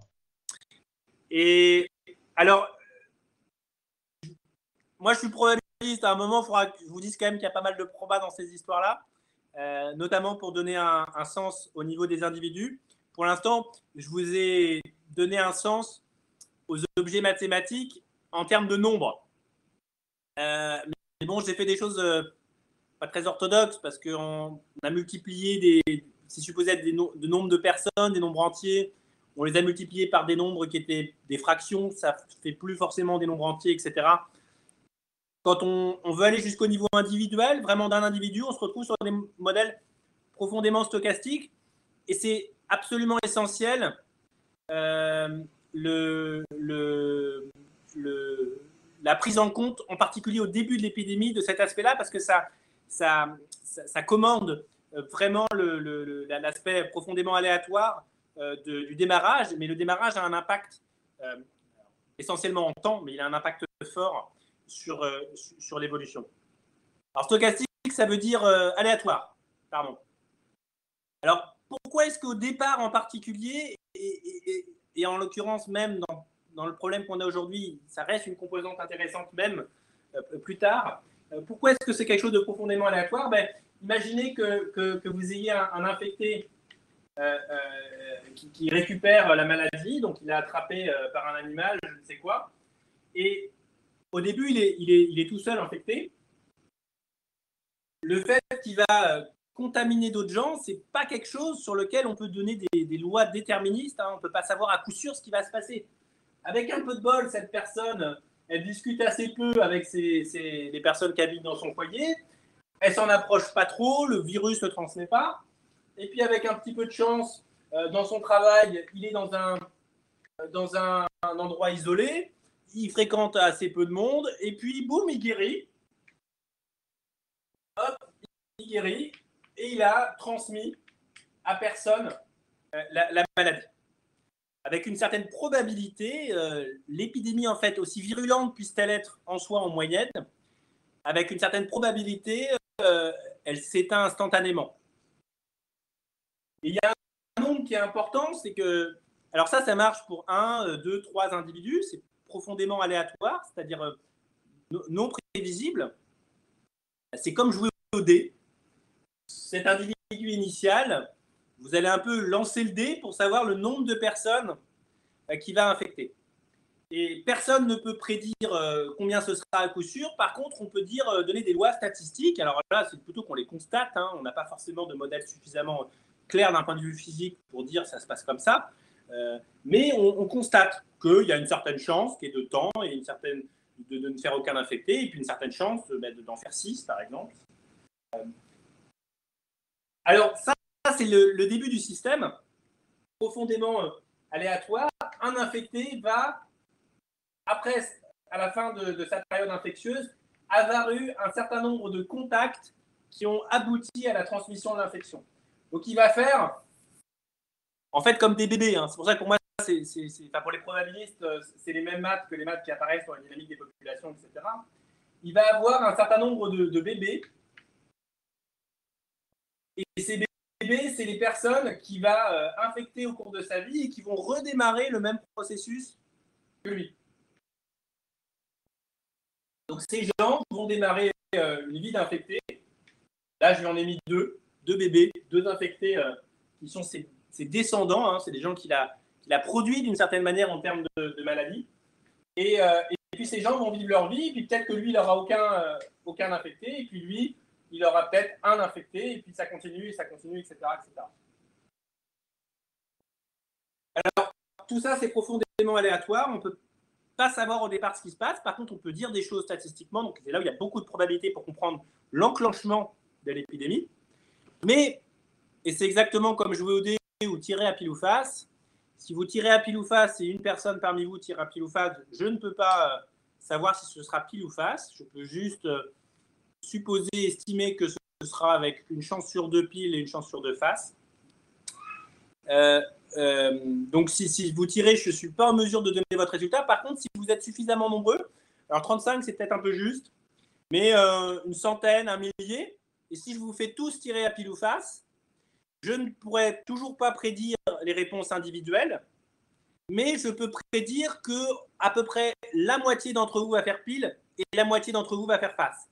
Et donc, globalement, pour la compréhension de l'évolution du problème, on se moque un peu de savoir, enfin, je suis désolé pour les gens qui sont touchés, mais c'est pas vraiment notre question de savoir qui ou qui va choper la maladie, mais d'un point de vue de la gestion sanitaire, c'est combien. Combien arrivent et ont besoin de soins pour être traités et pour être bien traités. Et donc, le destin individuel disparaît un petit peu, il est profondément aléatoire. Derrière, qu'est-ce qui se passe globalement? Quand il commence à y avoir beaucoup de monde dans une épidémie, et on est rentré dans ces régimes-là, on arrive assez vite à quelque chose où il y a cet effet qu'on appelle de loi des grands nombres, c'est-à-dire beaucoup de gens qui enclenchent cette transmission aléatoire, mais en moyenne, on sait à peu près ce qui se passe. Précisément, on voit émerger quelque chose. Et alors, pourquoi est-ce que c'est dur d'un point de vue des maths, même si ça devient déterministe? Donc ça devient prévisible, ça devient un calcul d'un temps sur l'autre, d'un jour sur l'autre. Et c'est le sens du calcul que je vous ai fait tout à l'heure. Je ne vous ai pas supposé qu'il y avait beaucoup d'incertitudes là-dedans. Je vous ai dit qu'il y avait des paramètres qui étaient donnés pour les taux de guérison, les taux de contamination. Et qu'une fois ces paramètres posés, si je vous donne la condition actuelle, pof, c'est une suite récurrente. Vous itérez la formule tout à l'heure, vous la répliquez et vous allez calculer jour après jour combien il y a d'infectés. Alors pourquoi on ne prend pas les données actuelles et on ne fait pas ce calcul pour savoir exactement le pic, etc., quand est-ce que ça se produit, qu'est-ce qui se passera dans l'année qui vient, etc., etc. Il y a plusieurs raisons pour lesquelles c'est plus compliqué que tout ça. Il y en a au moins 2 que je vais vous évoquer. La première, c'est que mettons qu'on simplifie et qu'on soit dans un régime déterministe. Donc, il y a suffisamment de le monde pour qu'on oublie un peu l'aléatoire. Et on considère qu'un infecté, une fois qu'il a guéri, il est remplacé, mettons en moyenne, par 2 infectés. Bon, ce n'est pas tout à fait ça les taux, c'est encore un peu plus haut, sans aucune mesure de confinement, mais ce n'est pas très grave. Moi, je prends 2. Donc, un infecté, à la fin de sa période d'infection, il est remplacé par 2 infectés. Les infectés I2 et I3. Et puis, eux, là, on suppose qu'il y a suffisamment de gens pour oublier l'aléatoire des individus lié au destin individuel. On va considérer qu'à chaque fois, un infecté, une fois qu'il a guéri, il a fait lui-même 2 nouvelles infections.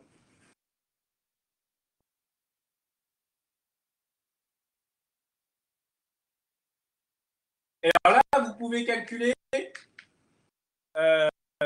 par une formule. À la première étape, j'en ai qu'un. À la deuxième étape, j'en ai 2. À la troisième étape, j'en ai 2 fois 2. Et ainsi de suite. Si je compte le nombre d'infectés dans ma population, je vois qu'à chaque fois, il est multiplié par 2. Et je vais en avoir 2 puissance 3, c'est-à-dire 8 à la génération d'après, etc., etc. Et donc ça, on considère que c'est la génération 0. Ça, c'est la première génération. Deuxième génération. Troisième génération, j'ai 2 puissance 3 infectés dans mon système. Et si je me mets, par exemple, à la 15e génération, eh bien, je vais avoir 2 puissance 15 infectés dans ce modèle. Beaucoup. C'est pour ça que ça va très très vite. Hein. Vous avez dû entendre parler de croissance exponentielle ou géométrique, etc. Alors pourquoi est-ce que c'est pas si simple que ça? Oui. Une question qui me vient aussi. Quand on parle de génération pour l'épidémie, ça serait quoi? Ce sont les contacts? Ça, c'est un peu enfin, c'est pas un abus de langage, mais c'est naturel pour les gens qui font la dynamique des populations de parler de génération. C'est-à-dire, il y a un individu type Ève, donc type ancêtre commun à tout le monde, qui est le premier infecté dans le système. La première génération, c'est les gens qui l'infectent lui directement. La deuxième génération, c'est les gens qui sont infectés par ceux qui l'ont infecté lui. Donc, ce sont ces petits-enfants d'un point de vue généalogique. Ces enfants, c'est ces infectés qu'il a infectés lui-même. Et ces petits-enfants, ce n'est pas lui qui les a infectés, mais c'est ses enfants à lui. D'accord, merci. Et alors, imaginez que ce soit un bon modèle. Qu'est-ce qui se passe en pratique? Bon, on est en mesure de prédire la croissance en 2 puissance n, hein, et qu'au bout de 15 jours, ce sera 2 puissance 15 dans un tel modèle.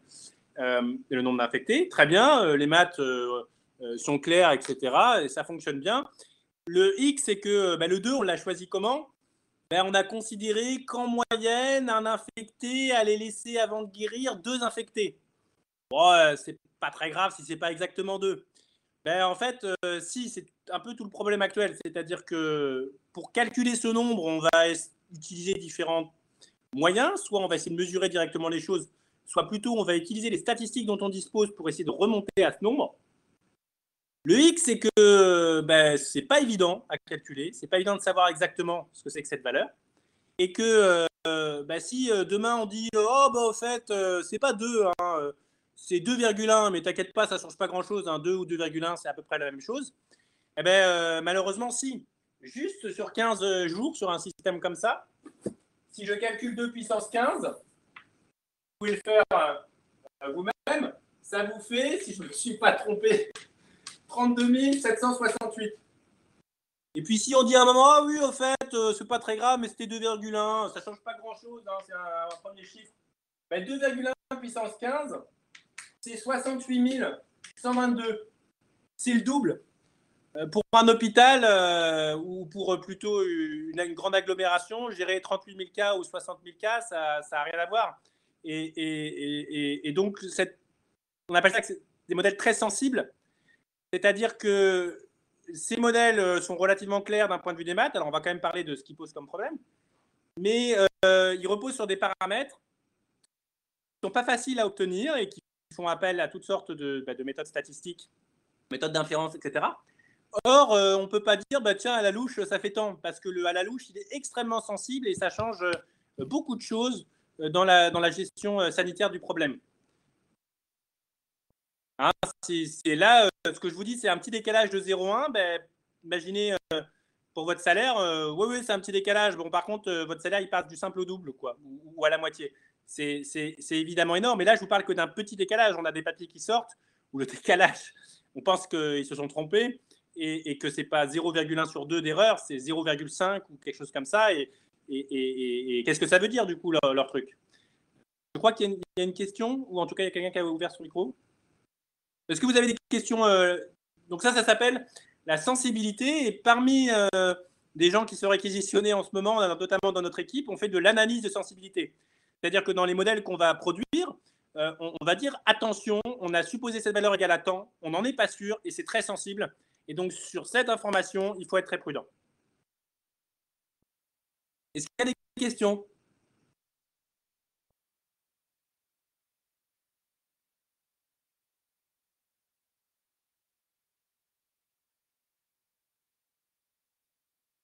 Alors, il y a au moins une deuxième chose qui fait que tout ça, c'est plus compliqué. Alors, j'ai prévu de parler de quoi? Une homogénéité.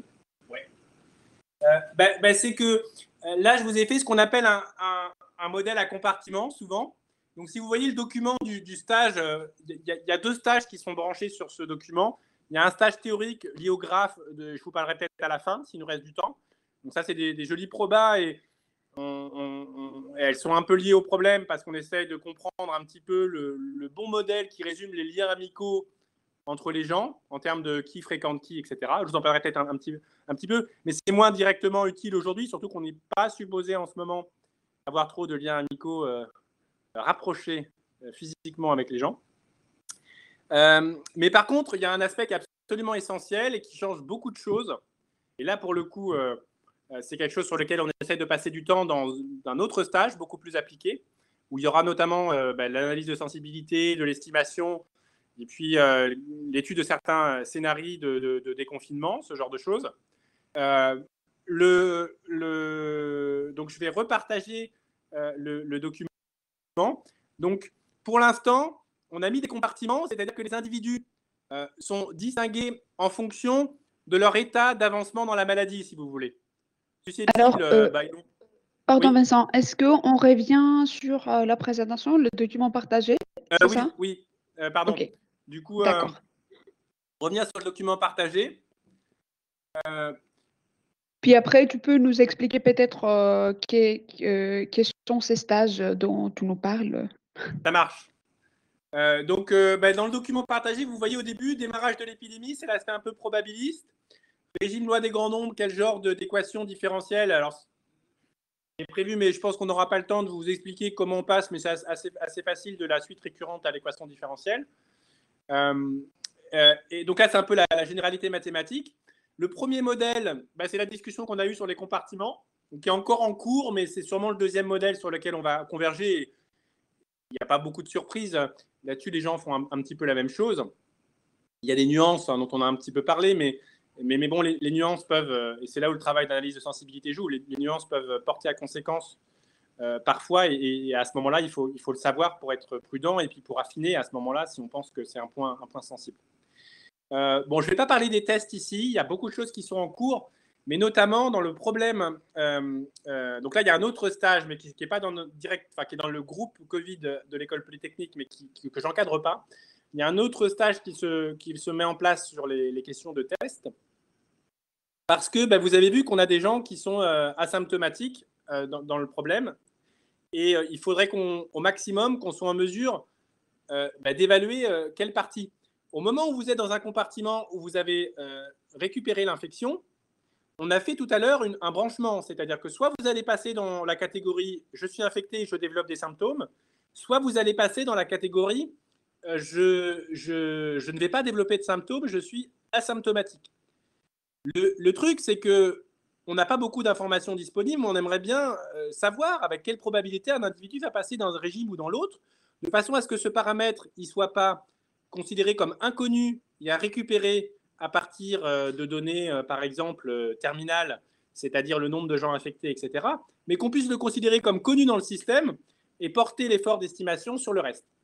Bref, on aimerait savoir, dans ce branchement asymptomatique-symptomatique, quel nombre on met, quelle partie va aller du côté asymptomatique et quelle partie va aller du côté symptomatique. Et là, on peut faire un certain nombre de choses, mais ce qui est préconisé en ce moment à tout niveau, c'est de faire un sondage. C'est-à-dire d'aller voir, parmi un échantillon aléatoire, on choisit au hasard les personnes, et puis on regarde s'ils ont contracté l'infection ou pas. Donc on fait par exemple un test sérologique pour être au plus sûr. Et puis on regarde s'ils ont contracté ou pas l'infection, et puis on leur demande s'ils ont eu des symptômes importants. Et en gros, on a une liste de questions qui est prévue, et puis s'ils ont chopé le virus, on regarde parmi tous les gens qui ont chopé le virus, et puis on regarde, donc ça on le sait à partir du test sérologique, et puis ensuite on leur demande s'ils ont eu des symptômes ou pas. Et là, on va obtenir une certaine proportion qui a développé des symptômes et une certaine proportion qui n'en a pas développé. Et pour notre modèle mathématique, cette proportion, ça nous permet de savoir ce qu'il faut mettre a priori au niveau du branchement au moment où les gens infectés se séparent, si vous voulez, entre des gens qui vont développer ou pas la maladie. Bon, ce qui rend le sondage intéressant mais difficile, c'est que c'est très âge-dépendant. Il y a beaucoup d'asymptomatiques chez les jeunes et la proportion n'est pas la même quelle que soit la catégorie d'individus. Les gens qui sont jeunes auront plus de chances d'être asymptomatiques et les gens qui sont plus âgés, plus de chances de présenter des symptômes importants. Et là, on arrive à la troisième partie, donc ça, c'est un peu le cœur du sujet, c'est qu'on va structurer les individus. On ne va pas simplement mettre des... Oui. On ne va pas simplement mettre des compartiments, comme on a fait pour l'instant avec des gens infectés, des gens susceptibles, des gens guéris, etc. Mais on va aussi considérer des types de personnes différentes, parce que tout ça, ça va jouer sur le modèle. Alors, on n'est pas en mesure de gérer chaque individu, ses spécificités, son réseau d'amis, son lieu de travail, etc. Vous imaginez les 70 millions, je ne sais plus combien on est en France, de personnes sur lesquelles il faudrait des informations précises. C'est ingérable et puis c'est irrécupérable. Par contre, on pense qu'il y a certaines caractéristiques des individus qui jouent un rôle important. On voit bien dans les simulations ou dans les calculs mathématiques que ça change quelque chose. Et à ce moment-là, ces informations, si elles jouent, on veut les prendre en compte pour être plus précis.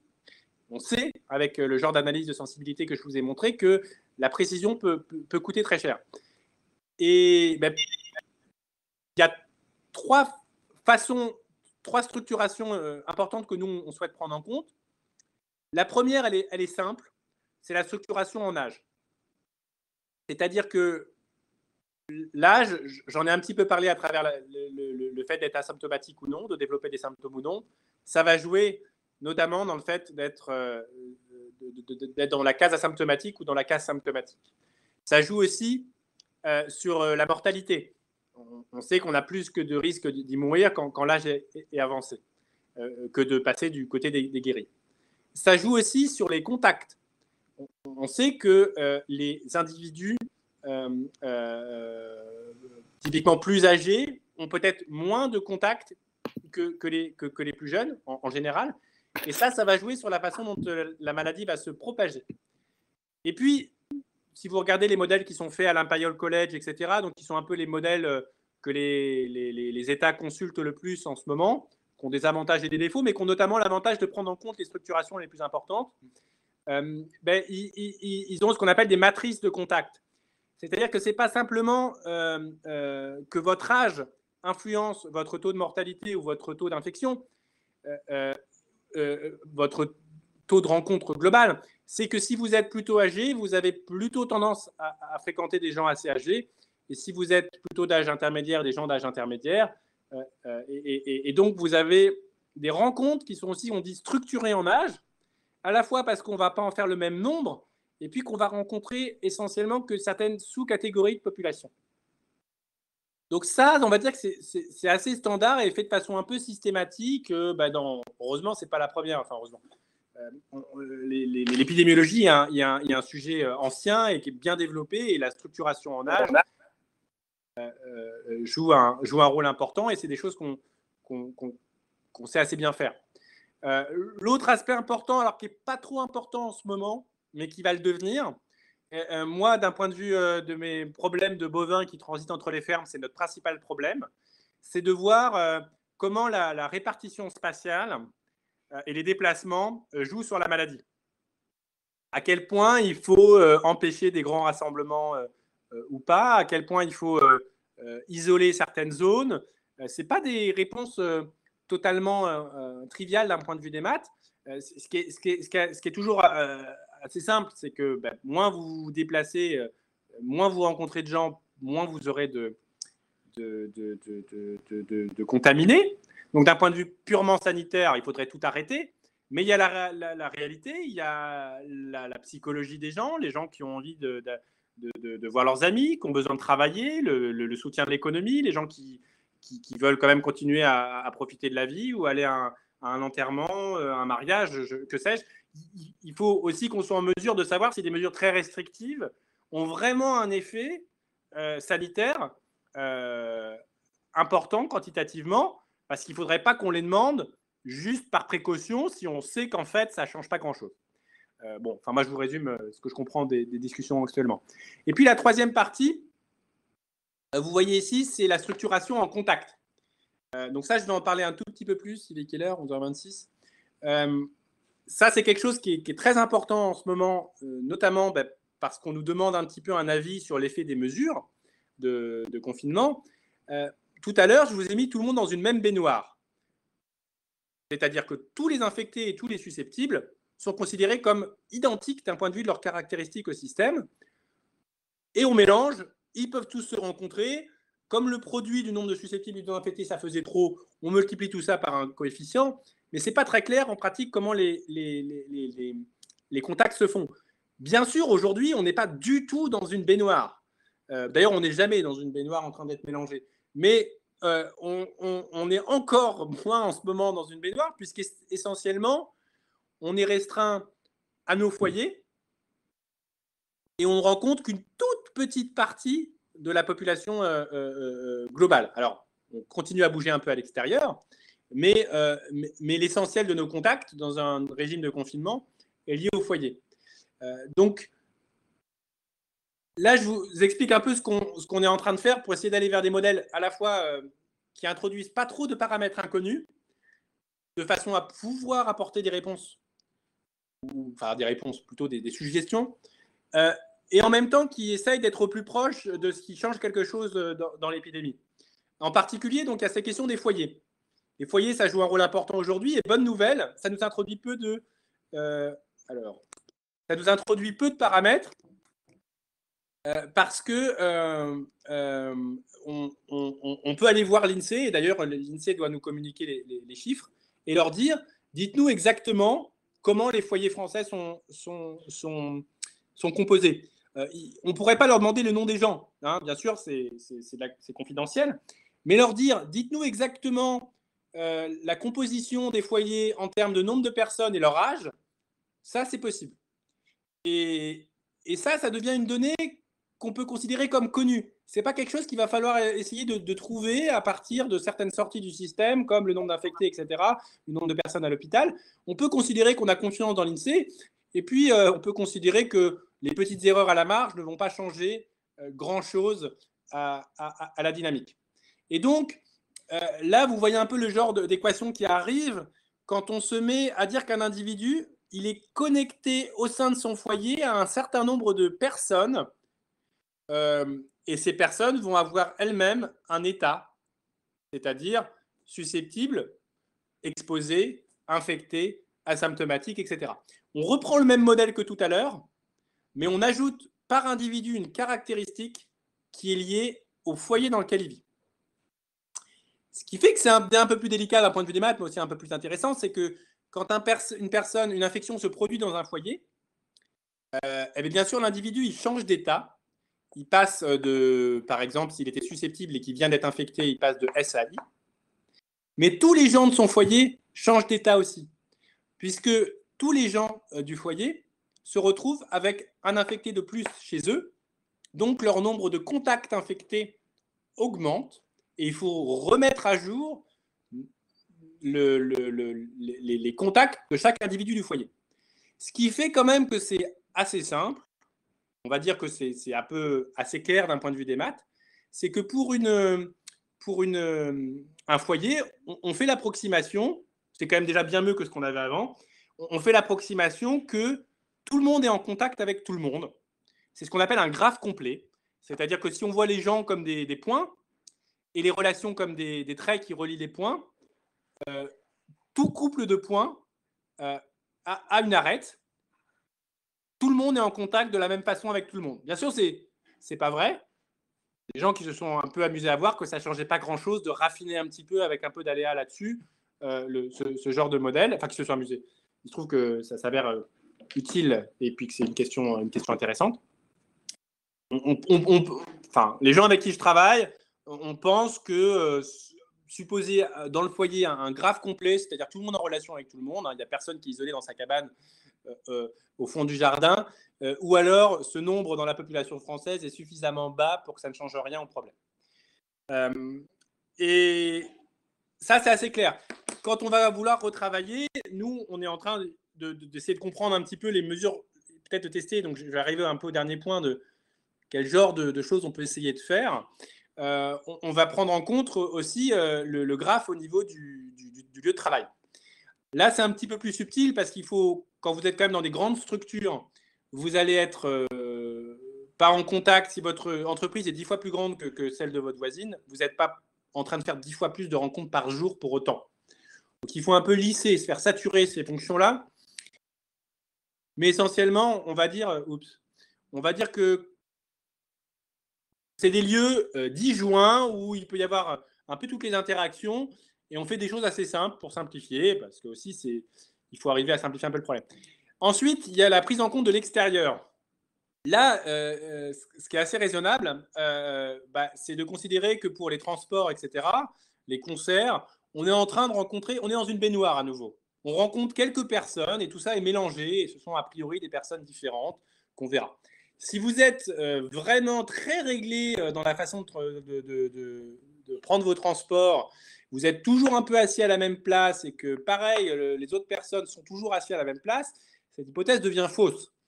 À nouveau, c'est une simplification qui vaut ce qu'elle vaut, qui est testée. Après, on fait de l'analyse de sensibilité pour voir si l'approximation qu'on fait là, on pense qu'elle est dangereuse ou non.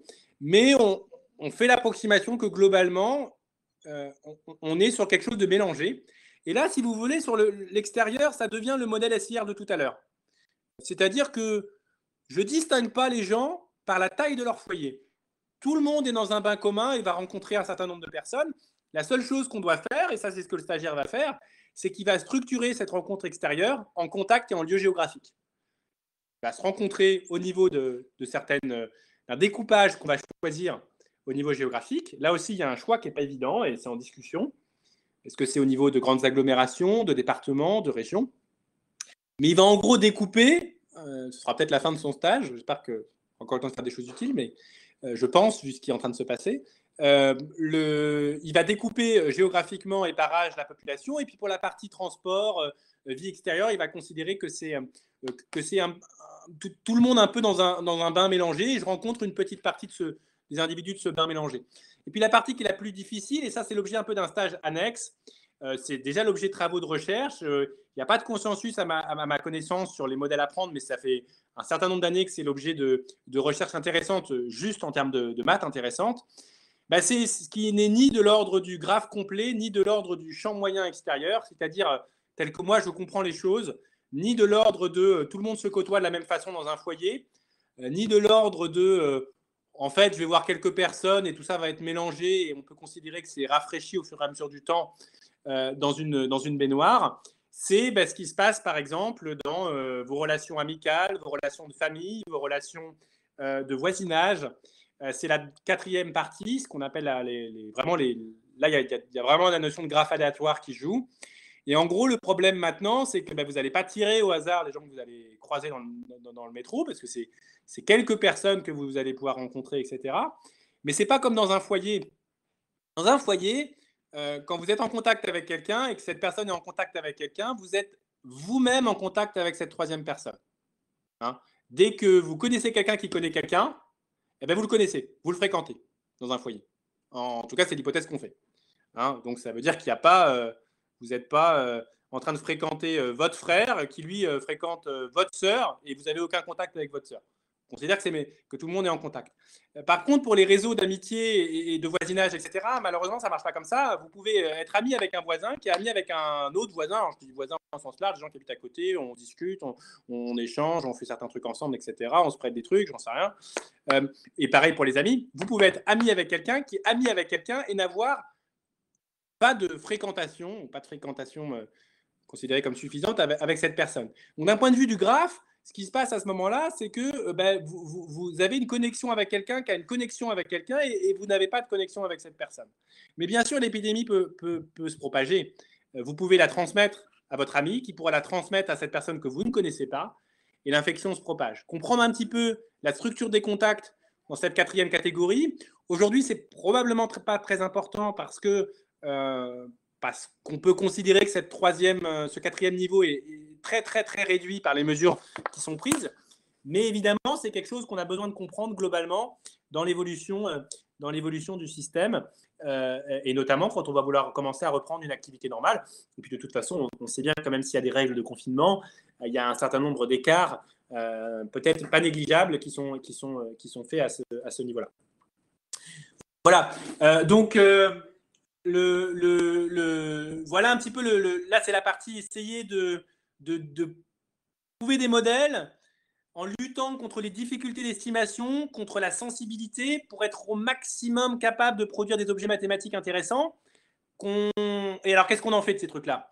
Les deux gros questions dans la branche que je suis un petit peu aujourd'hui en maths, les deux grandes questions, c'est prédire, c'est-à-dire à partir du moment où on a un modèle dont on pense être bon, qu'on connaît l'état de la population à un endroit et qu'on a estimé les paramètres, on peut dire ce qui va se passer dans le futur en conservant certaines règles, en disant bon ben voilà, le mois qui vient, on considère que les paramètres, les règles de confinement sont fixées. Macron a annoncé, voilà, pendant un mois, ça se passe comme ça.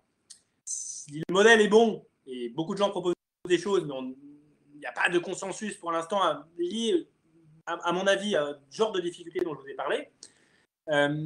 Et puis on voit bien qu'il y a beaucoup de gens qui se trompent. Mais c'est difficile de donner une réponse en particulier précise. Mais évidemment, c'est très important de prédire. C'est très important de prédire parce que ça permet aux hôpitaux d'anticiper, ça permet de dire éventuellement « Ouh là là, ils prédisent ça, il faut qu'on renforce les mesures de confinement ou telle mesure », ou à l'inverse. Ah ben là, on est sur une pente très positive. On va pouvoir relâcher un peu les mesures, permettre à l'économie de respirer, permettre aux gens de se retrouver, aux gens qui ont un deuil à faire de se réunir, etc. Enfin, beaucoup de choses qui semblent très importantes psychologiquement, aux jeunes ou aux moins jeunes qui sont confinés dans un endroit où c'est difficile au niveau familial. Il faut qu'on puisse relâcher tout ça. Et donc, si on prédit que ça va être bon, même on sait qu'on va pouvoir lâcher un peu du lest à ce niveau-là et que c'est vraiment important. Et puis, la deuxième grande question, c'est de faire de la préconisation, du conseil et de l'optimisation. C'est-à-dire que je résume un peu le genre de problème que les gens essayent de résoudre en ce moment qui sont très difficiles d'un point de vue des maths, notamment en lien avec d'un point de vue de la mise en pratique. Plus les mesures sont restrictives, plus elles sont lourdes, en général, humainement ou économiquement. Donc, elles ont un coût. Une mesure donnée, plus le droit de s'approcher à 2 mètres, confinement dans les foyers, fermeture des écoles, etc. Chaque mesure donnée a un coût humain et un coût économique. Mais elle a un gain sanitaire. Les questions qui occupent pas mal de gens en maths, c'est d'essayer d'avoir la meilleure différence possible, c'est-à-dire d'avoir le meilleur gain sanitaire possible et pas trop de coûts économiques ou humains, essentiellement. C'est-à-dire de donner un poids à chaque chose et d'essayer d'optimiser, c'est-à-dire parmi un ensemble de mesures sanitairement acceptables, donner une importance sanitaire, psychologique à beaucoup de choses, donner aussi un coût économique et d'essayer de dire ça va vraiment avoir un impact sanitaire positif et c'est pas trop lourd pour l'économie. Et c'est vraiment ce qu'on a calculé qui semblait être le mieux globalement, avec tous les choix très difficiles, de donner une valeur sanitaire ou une valeur psychologique ou une valeur économique à toutes ces choses. Et puis toutes les difficultés en amont, de faire des choses précises pour ne pas avoir une conclusion totalement erronée parce qu'on a été rapide dans tel ou tel taux et que ça change tout en fait. Et que du coup la conclusion repose sur quelque chose de fumeux. Voilà. Est-ce qu'il y a des questions? Je pense que j'ai dit à peu près l'essentiel du genre de choses que j'imaginais, mais vous avez peut-être des questions? Vincent, merci beaucoup. Le temps, il y a certainement des questions. Voilà, Kaltoum a pris l'initiative. Alors, je vais lui donner la parole pour la première question. Vas-y, Kaltoum. Quand vous voulez comparer des formules pour voir c'est laquelle qui marche le mieux, est-ce que vous reprenez tout par le premier patient et vous refaisez toutes les valeurs et ensuite vous comparez ces valeurs avec les valeurs logistiques qui ont été recensées par l'État ou bien vous faites autrement? Alors, ça, c'est moins la partie que moi je maîtrise, mais je peux te raconter comment on procède dans le groupe. On a des données qui sont disponibles, notamment le nombre de morts, le nombre d'infectés. On espère avoir une idée de la proportion d'asymptomatiques, ce genre de choses avec des sondages. Puis il y a déjà des gens qui essayent de calculer ce genre de choses un peu à travers le monde. On peut, pour certaines quantités, imaginer que, certes, on ne la connaît pas pour la France, mais elle a été estimée comme si en Italie ou comme ça en Chine et que c'est la même chose. Donc on a un certain nombre d'informations qu'on suppose comme connues. Et d'une certaine manière, le problème, je ne sais pas si c'est un bon résumé, mais ça me semble être le seul résumé qui me vient, ça devient, le modèle mathématique propose des équations. Il y a un certain nombre d'inconnus dedans, mais il y a un certain nombre de valeurs qui sont connues. Ça nous fait un peu un système, si vous voulez, en disant, moi je sais telle et telle information, par exemple le nombre de personnes dans les hôpitaux, le nombre de morts, et j'ai tel et tel et tel et tel inconnu sur mon modèle. Je vais essayer de passer de l'un à l'autre. La difficulté, parmi toutes les difficultés dont j'ai essayé de parler, donc ça c'est un peu, j'espère que ça répond un petit peu à ta question, c'est-à-dire que dans ce que j'ai raconté, si on avait toute l'information, on pourrait prédire de façon précise. Et le but, c'est d'écrire des modèles où on a une chance d'accéder à l'information. Donc, j'expliquais par exemple pour les foyers, c'est une donnée de l'INSEE. Mais il y a des informations comme les changements dans les compartiments qui sont des informations très sensibles, difficiles à évaluer. Et là, il y a essentiellement deux approches. Soit on se dit que quelqu'un d'autre a fait le job, mais le problème, c'est que pour l'instant, ça, c'est pas clair. Et que c'est très clair, c'est la valeur du paramètre qui donne le taux de contamination, etc., ou le taux de passage de telle case en telle case. Il est clair, tout le monde a le même, il ne bouge pas, paf, c'est connu. Et puis là, on fait tourner notre modèle et puis on explique ce qui va se passer, on explique que c'est mieux de confiner comme ci ou confiner comme ça. Malheureusement, on n'est pas trop dans cette situation où les paramètres qui font tourner le modèle sont bien connus. Donc, on essaye de réfléchir au meilleur modèle possible avec quand même accès à l'information. Et puis, il nous reste des choses sensibles qui ne sont pas calculées de façon directe scientifiquement par d'autres personnes. Donc, qu'est-ce qu'on fait? On prend les informations disponibles et qui touchent à la question qui nous occupe, par exemple le nombre d'infectés. Et moralement, pour simplifier un peu les choses, si notre problème est lié au nombre de personnes dans les hôpitaux, mettons, qu'on connaît, et qu'il nous reste un paramètre qu'on sait être sensible, et il n'y a pas dans la littérature d'expérience qui nous convainc de sa valeur, eh bien, ce qu'on se dit, c'est qu'on a une information connue, le nombre de personnes dans les hôpitaux, une inconnue, le nombre de ce paramètre sensible, eh bien, on utilise l'information pour récupérer le paramètre. Je ne sais pas si ça répond à peu près à ton problème. En gros, vous n'essayez pas tellement de comparer les valeurs, mais vous essayez, à partir des valeurs que vous connaissez, de retrouver les inconnus. Quelque chose effectivement dans ce goût-là, ouais. Mais il y a un jeu permanent, enfin c'est pas un jeu d'ailleurs, mais le contexte serait pas compliqué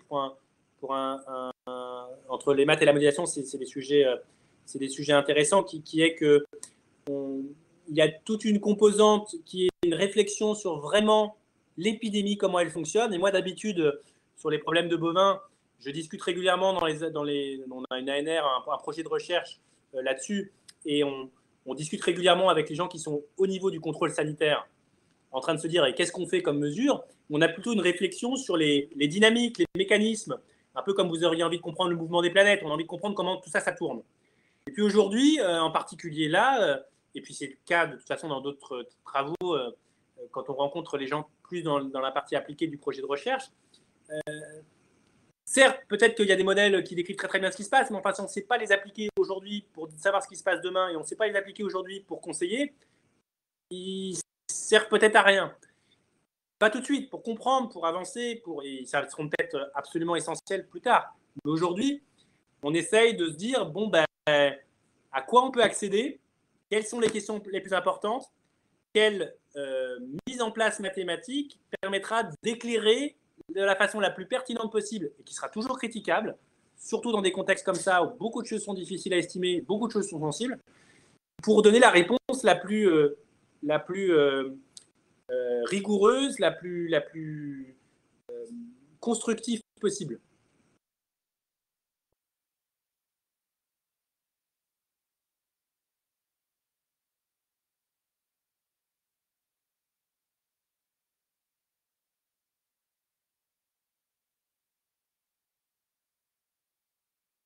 D'accord, ça a l'air clair. François, tu avais une question tout à l'heure au sujet des stages. Je peux prendre la parole pour la poser à Vincent. Oui, ben c'était effectivement. Tu as parlé des stages. Donc en fait, est-ce que tu pourrais nous dire ce que c'est que ces stagiaires, simplement à titre d'information, hein? Et puis le contenu ou le cadre? Le cadre, c'est quoi? C'est des jeunes, c'est des vieux, c'est des enfants, c'est des plus jeunes que toi. Donc c'est des. En fait, ce qui s'est passé dans mon cas, pour être concret, c'est que bon, l'épidémiologie, c'est un sujet qui m'intéresse. Donc moi, je l'ai dit un peu au début, je suis dans une ANR, dans un projet de recherche où ça pose des questions intéressantes de la vitesse à laquelle, dans un graphe aléatoire, une infection se propage. Calculer juste la notion de vitesse là-dedans, le milieu étant très hétérogène, dans un graphe aléatoire, c'est quelque chose qui m'intéresse en soi. Mais ce qui s'est passé là concrètement, donc je fais partie d'un groupe dans lequel il y a des gens de différentes branches mathématiques et qui du coup s'intéressent à l'épidémiologie, même si moi c'est assez récent et je ne suis pas du tout un expert. Ce qui s'est passé concrètement, c'est que par ailleurs, je suis responsable donc, dans l'école d'ingénieur dans laquelle je suis, des stages en probastat, en probabilité en statistique pour les troisième années. Donc les troisième années dans l'école d'ingénieur dans laquelle je suis, c'est-à-dire ce qui correspond à des masters, master 1, ils devaient partir en stage de recherche, pour beaucoup, pour la moitié à l'étranger, pour 16 semaines minimum de stage de type recherche en probastat. Et simultanément au fait que je me suis intéressé au problème et je me suis retrouvé dans un groupe qui s'est mis en place pour essayer de coordonner un peu des efforts de maths. Simultanément à ça, les stagiaires, pour beaucoup, se sont vus leur stage annulé. Et comme le problème d'épidémio touche beaucoup les mathématiques appliquées, et notamment des problèmes entre probabilité, modélisation et statistique, donc exactement le genre de choses pour lequel j'ai 60 élèves, la moitié quasiment, ou un tiers, s'est retrouvé, un tiers s'est vraiment retrouvé avec un stage annulé, et puis les autres, c'est des choses qui sont plutôt en train de s'arranger, à distance, avec un décalage du voyage, etc. Donc je me suis retrouvé avec des élèves qui se sont tournés vers nous pour trouver des stages en nombre assez élevé, et là c'était assez naturel vu le besoin scientifique, l'urgence, et puis leur intérêt pour le sujet. Ils ont dit, ont dit qu'ils avaient envie de travailler sur le sujet. Et je pouvais comprendre. Alors, en plus, ils se sont tournés vers moi parce que le hasard, c'est vraiment un hasard complet, a fait que je fais un cours en 3e année, enfin, c'est un hasard complet. Je fais un cours en 3e année qui s'appelle Modèle aléatoire pour le vivant, et on illustre en écologie, en biologie et un peu en épidémio. Et avant décembre, avant les vacances de Noël, on a fait un sujet d'examen qui portait sur le développement d'une épidémie, l'approximation par un modèle SIR quand il y a beaucoup d'individus, et puis à la fin, des études de mesures de type vaccination, confinement. En fait, en pratique, l'examen était en mars. On a proposé à distance 2 sujets parce qu'on s'est rendu compte que finalement, peut-être que des gens n'avaient pas envie de travailler là-dessus. Mais du coup, j'ai des élèves qui sont assez naturellement tournés en disant moi, j'aimerais bien travailler en épidémiologie et autour du Covid-19. Et donc, assez naturellement, voilà, il y avait un besoin scientifique d'un côté et des élèves qui avaient envie de travailler sur le sujet. Et nous, dans notre groupe à Alix, on a 4 stages qui démarrent. Un, plutôt sur des aspects géographiques, avec le démarrage de petites épidémies liées au mouvement, qui est encadré par quelqu'un chez nous. Un, plutôt sur les aspects tests. Et puis moi, je fais partie du co-encadrement de 2 stages avec une épidémiologiste et quelqu'un de proche, disons, du numérique. Donc, et je vous en ai un petit peu parlé. L'un est plutôt théorique, c'est d'essayer de comprendre comment on peut résumer l'évolution d'une population qui est en connexion, mais ni par des connexions de foyer donc qui sont assez claires, enfin en tout cas simplifiées assez facilement, et des connexions de type travail. Donc lui, il réfléchit de façon générale à quel genre de modèle émerge pour l'épidémie. Donc ça, c'est un peu théorique. C'est théorique, mais ça nourrit notre réflexion sur qu'est-ce qu'il faut mettre pour cette planète composante quand on devra la mettre. Et puis, l'autre stage est beaucoup plus appliqué. C'est la mise en place, en gros, du modèle dont je vous ai parlé là, avec l'intégration, grâce aux données de l'INSEE, dans un premier temps, des structurations en âge, en contact, etc. Estimation des paramètres, évaluation de scénarios de déconfinement, etc. Avec l'idée d'aller vers des comparaisons de différentes mesures, en quoi elles freinent l'épidémie, en quoi elles vont peut-être pour d'autres en fait avoir assez peu d'impact, et puis potentiellement de faire de la prédiction. Je ne sais pas à quel point le modèle est assez pertinent et on est assez bon pour faire de la prédiction mieux que d'autres. Je ne pense pas que ce soit, c'est pas l'objectif. Par contre, c'est des modèles intéressants pour les stagiaires. C'est tout à fait il y a beaucoup de MATAP à utiliser, et on peut peut-être apporter, et c'est le but un peu du stage, une réflexion sur des comparaisons de scénarios, parce qu'on prend en compte une structuration quand même assez fine par rapport à ce qui est utilisé par les décideurs aujourd'hui. On prend en compte une structuration assez fine. On peut peut-être comparer différents types de mesures pour voir un petit peu les effets qu'elles ont et avoir une réflexion sur ces mesures.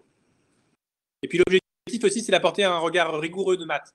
Peut-être plus rigoureux que certaines communautés peut-être qui vont plus vite et donc qui sont aussi dans leur intérêt de pouvoir rapidement donner des réponses, mais notamment qui font des analyses statistiques parfois un peu sommaires et qui posent des problèmes, une analyse de sensibilité pas existante ou à nouveau peut-être discutable. Nous, voilà, on ira moins vite, on sera peut-être moins utile d'un certain point de vue, mais peut-être qu'on donnera un peu plus de clés de confiance, de contrôle de ce qui est raconté, soit au sein du stage, soit dans la continuité de choses qui pourraient se mettre en place. Alors, je vois qu'il y a une autre question. Alors, combien d'équipes cherchent? Comment ça se développe? Comment cela se passe-t-il entre experts, matheux, épidémiologistes et décideurs politiques? Leurs demandes, vos réponses, etc. C'est le bordel, hein, pour résumer. Mais le but, c'est d'essayer de structurer ça. Ce qui est sûr, c'est que les gens qui étaient les plus proches de l'épidémie opérationnelle, enfin c'est mon résumé, mais se sont retrouvés très naturellement happés par les décideurs politiques. Donc par exemple, le plus proche, je pense, du genre de choses dont je vous ai parlé au niveau des maths, pour moi, ce serait Kochmes, qui est dans le comité d'éthique de Macron. Lui, il utilise des modèles un peu dans ce goût-là. Il a, je pense, été en postdoc avec Ferguson, donc le groupe de l'Imperial College, qui développe un peu les modèles qui sont les plus utilisés. Il va un petit peu moins loin dans la structuration, foyer, contact, etc. Il prend des matrices globales. Alors peut-être qu'il a raison et que son résumé suffit. Un des aspects du stage, ce serait de voir si en ajoutant un peu d'informations, on gagne un petit peu en compréhension et en et en préconisation de certaines mesures. J'en sais rien du tout. Ce qui est sûr, c'est que je travaille avec des épidémiologistes qui connaissent très bien, qui connaissent ces travaux, et que pour eux, la réponse n'est pas claire si les modèles en question suffisent. Ce qui est sûr, c'est que c'est des gens qui ont une expertise vraiment intéressante et qui très très tôt se sont retrouvés en première ligne, en fait. Ensuite, il y a des groupes comme le nôtre, de gens qui travaillaient en épidémio, mais avec peut-être un peu plus un aspect parfois théorique ou appliqué. Donc notre groupe, c'était le cas, c'était appliqué à d'autres choses que des maladies humaines, avec des données sur la structuration en âge, en contact, etc. des gens. Donc nous, on est moins, on n'est pas contacté directement. Par contre, on essaye de mettre en place des choses pertinentes, de compléter notre expertise. Donc là, c'est ce qui s'est passé dans notre groupe. On a des gens plus proches du numérique, de l'analyse de sensibilité et des stats qui se sont ajoutés à des gens qui étaient plutôt épidémiologistes ou modélisateurs comme moi, avec un peu de culture statistique ou d'analyse de sensibilité, mais plutôt capable de lire un peu des choses et de les utiliser, mais pas forcément de les maîtriser, de les développer, de les adapter. Et puis, il y a il y a d'autres groupes comme ça qui se mettent en place, au moins 5 ou 6 en France. J'en ai en tête 3 en particulier. Je pense qu'il y en a un ou 2 autres qu'on pourrait comparer, de gens qui connaissent un peu l'épidémiologie, qui ont dans leur groupe un épidémiologiste, un biologiste, etc., qui peuvent avoir une approche un peu interdisciplinaire. Et il y a beaucoup de gens qui se mettent à réfléchir par différents biais au problème. Et un des objectifs du CNRS en ce moment, enfin de l'INSMI, donc le CNRS et les interactions entre les différentes disciplines avec les mathématiques, c'est d'essayer de coordonner un peu pour créer des équipes un peu cohérentes, pour que des personnes qui bossent, qui sont intéressées par la même partie du problème, puissent peut-être la faire ensemble, plutôt que tout le monde fasse son modèle SE, IR, avec inférence, etc., et de mettre en force, mettre des choses en commun, ajouter des forces, peut-être aller plus loin, combiner des expertises. Vous essayez au moins de mettre en contact les gens pour éviter les doublons, et puis pour qu'ils complètent peut-être leur expertise. Et donc, typiquement, des gens qui ont une grande expertise en stats, qui connaissent peut-être moins la partie épidémiologie ou la partie graphe ou la partie équation différentielle, etc., de les mettre ensemble pour démarrer quelque chose qui soit le plus efficace possible. Voilà un peu comment ça prend. Ce qui est sûr, c'est qu'il y a à cet appel-là, je n'ai pas le nombre, mais énormément de gens ont répondu alors, beaucoup de gens ont répondu regarder par eux-mêmes une partie du problème et être partant pour discuter avec quelqu'un d'autre intéressé par la même partie ou aimant, qui souhaiterait rejoindre quelqu'un qui pourrait compléter son expertise, notamment pour les gens des maths. Ce qui est devenu cher, c'est d'avoir des épidémiologistes prêts à lire des maths brutes. Donc ça vaut un peu cher aujourd'hui. Parce que pour beaucoup, ils sont directement réquisitionnés au plus haut niveau, où les autres sont naturellement sollicités, impliqués dans plein de choses. Et puis, on a beaucoup de gens qui se sont dit, moi, je connais peut-être pas bien ce genre de modèle, le genre de questions qui émergent. J'ai pas forcément un avis a priori sur la façon de procéder, mais j'ai telle expertise statistique, j'ai telle expertise de modélisation, j'ai telle expertise en proba, j'ai telle expertise en analyse, et je serais partant pour aider, je dispose à peu près de temps, etc. Et puis là, typiquement, si par ailleurs quelqu'un de plus appliqué ou quelqu'un qui a un peu un projet cherche cette expertise, on essaye de mettre un peu les gens en contact. Et du speed dating de scientifiques pour essayer rapidement d'aller vers des équipes un peu complémentaires, intéressées par la même chose. D'accord, merci beaucoup Vincent. Je pense qu'on va terminer la séance. Il n'y a pas d'autres questions. Non, juste des remerciements de tout le monde pour cette présentation. Ah oui, alors il y a la question de Gilles, effectivement. Je dis juste un mot. Peut-être, alors nos réponses, pour l'instant, je n'ai pas trop envie de parler de réponses parce que dans les papiers qui sortent, il y en a énormément. Les réponses sont parfois contradictoires, avec une sensibilité qui fait qu'on ne sait pas trop ce que ça veut dire. Je viens de lire un papier hier qui disait qu'il fallait travailler 2 jours par semaine dans un système de reprise pour réguler l'épidémie, qu'il faudrait travailler 2 jours par semaine et le reste ne pas travailler, qui utilisait notamment la durée d'exposition et la durée d'infection maximale qui est autour de 3-4 jours, en disant du coup on pouvait le choper, tout de suite il fallait rentrer dans son foyer. C'est intéressant, le X, c'est que le 2 jours est calculé sur un nombre que la plupart des gens avec qui je travaille pensent être faux, qui est pris de Chine. On pense que ce ne sera pas du tout les mêmes taux chez nous. Donc ce ne sera pas 2 jours, ce sera 0 ou 1. Donc du coup, qu'est-ce que ça vaut? Je ne sais pas. C'est compliqué. Donc l'idée est intéressante de lier le temps d'exposition à un système périodique. Je ne suis pas sûr que ça remonte. Par contre, j'ai des décideurs qui nous ont écrit pour nous dire bon, on pense quoi de ce papier? Et on dit il faut creuser. Il y a plein de choses à creuser. Les asymptomatiques ne sont pas pris en compte. L'analyse de sensibilité n'est pas faite et ça jouerait. Le R0 qui est dedans, il est archi discutable pour la France. Le modèle de graphe qui est pris pour moi n'a pas de sens, mais ça ne change peut-être pas grand-chose. Mais j'en sais rien par contre. Donc c'est difficile. Par contre, leur demande, on peut en dire un peu plus. J'ai essayé un peu de traduire l'urgence 0. C'est quelles mesures de déconfinement on peut préconiser qui ne soient pas trop chères à l'économie et au psychologique et un peu efficaces d'un point de vue de la gestion sanitaire, le plus efficace possible. C'est ça qui cherche en fait, sur lequel il y a plus de demandes. Donc ça, ce papier par exemple, qui était intéressant, disait 2 jours travaillés sur 5 et il nous a été renvoyé. Voilà, on a un groupe de 6, chacun avait 3 critiques. Tout le monde trouvait intéressant la connexion entre les 2 temps. Alors je pense que ce n'est pas le premier papier qui l'a fait, entre le temps d'exposition, le temps d'infection maximale et un système oscillant. Mais il a tellement de fragilité qu'entre dire ça et pas travailler ou travailler tout le temps, ce n'est pas exactement ce qu'on conseille. Donc on creuse. Et puis ensuite, la réflexion, moi qui m'intéresse un peu plus de fond, c'est d'aller. Je pense qu'il y a des groupes très bien comme le groupe de Cauchemez, le groupe de Vitoria, le groupe d'Alison, etc., qui sont déjà dans les starting blocks pour proposer plein de choses, pour dire qu'il faut mieux fermer les écoles que si ou pas, d'ailleurs, si j'ai bien compris. Moi, je ne suis pas assez les échanges et je n'ai pas assez d'informations en direct. Nous, on nous demande à notre groupe un peu d'œil critique et de recul sur les maths. Et c'est vrai que souvent, on se dit, il y a du bon sens dans ces papiers, il faudrait pousser. C'est un peu le résumé.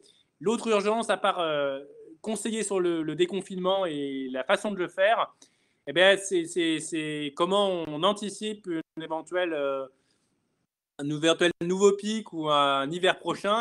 Et là, c'est une urgence moindre et ça pose des problèmes sur lesquels on a peut-être un peu plus le temps de réfléchir et d'essayer de peut-être adapter certaines règles, prendre certaines mesures pour gérer au mieux une éventuelle nouvelle vague l'année prochaine, l'hiver prochain. D'accord, merci beaucoup Vincent pour cette présentation. Je te souhaite bon courage pour la suite de cette recherche qui a l'air quand même fascinante. Merci pour votre attention et puis bon stage. Merci. Alors pour tous les stagiaires, on se voit un après-midi dans les supports que vous avez suivis avec votre groupe de recherche, Slack, BBB, des réunions Teams, etc. Je vous souhaite bon appétit, entre-temps. Au revoir. Bon, Vincent, je voulais te dire, j'ai trouvé ça super. Je te remercie 1000 fois. C'était passionnant. De rien, c'était un plaisir. J'espère que c'était à peu près clair et puis que je n'ai pas commis de. C'est un sujet délicat, quoi.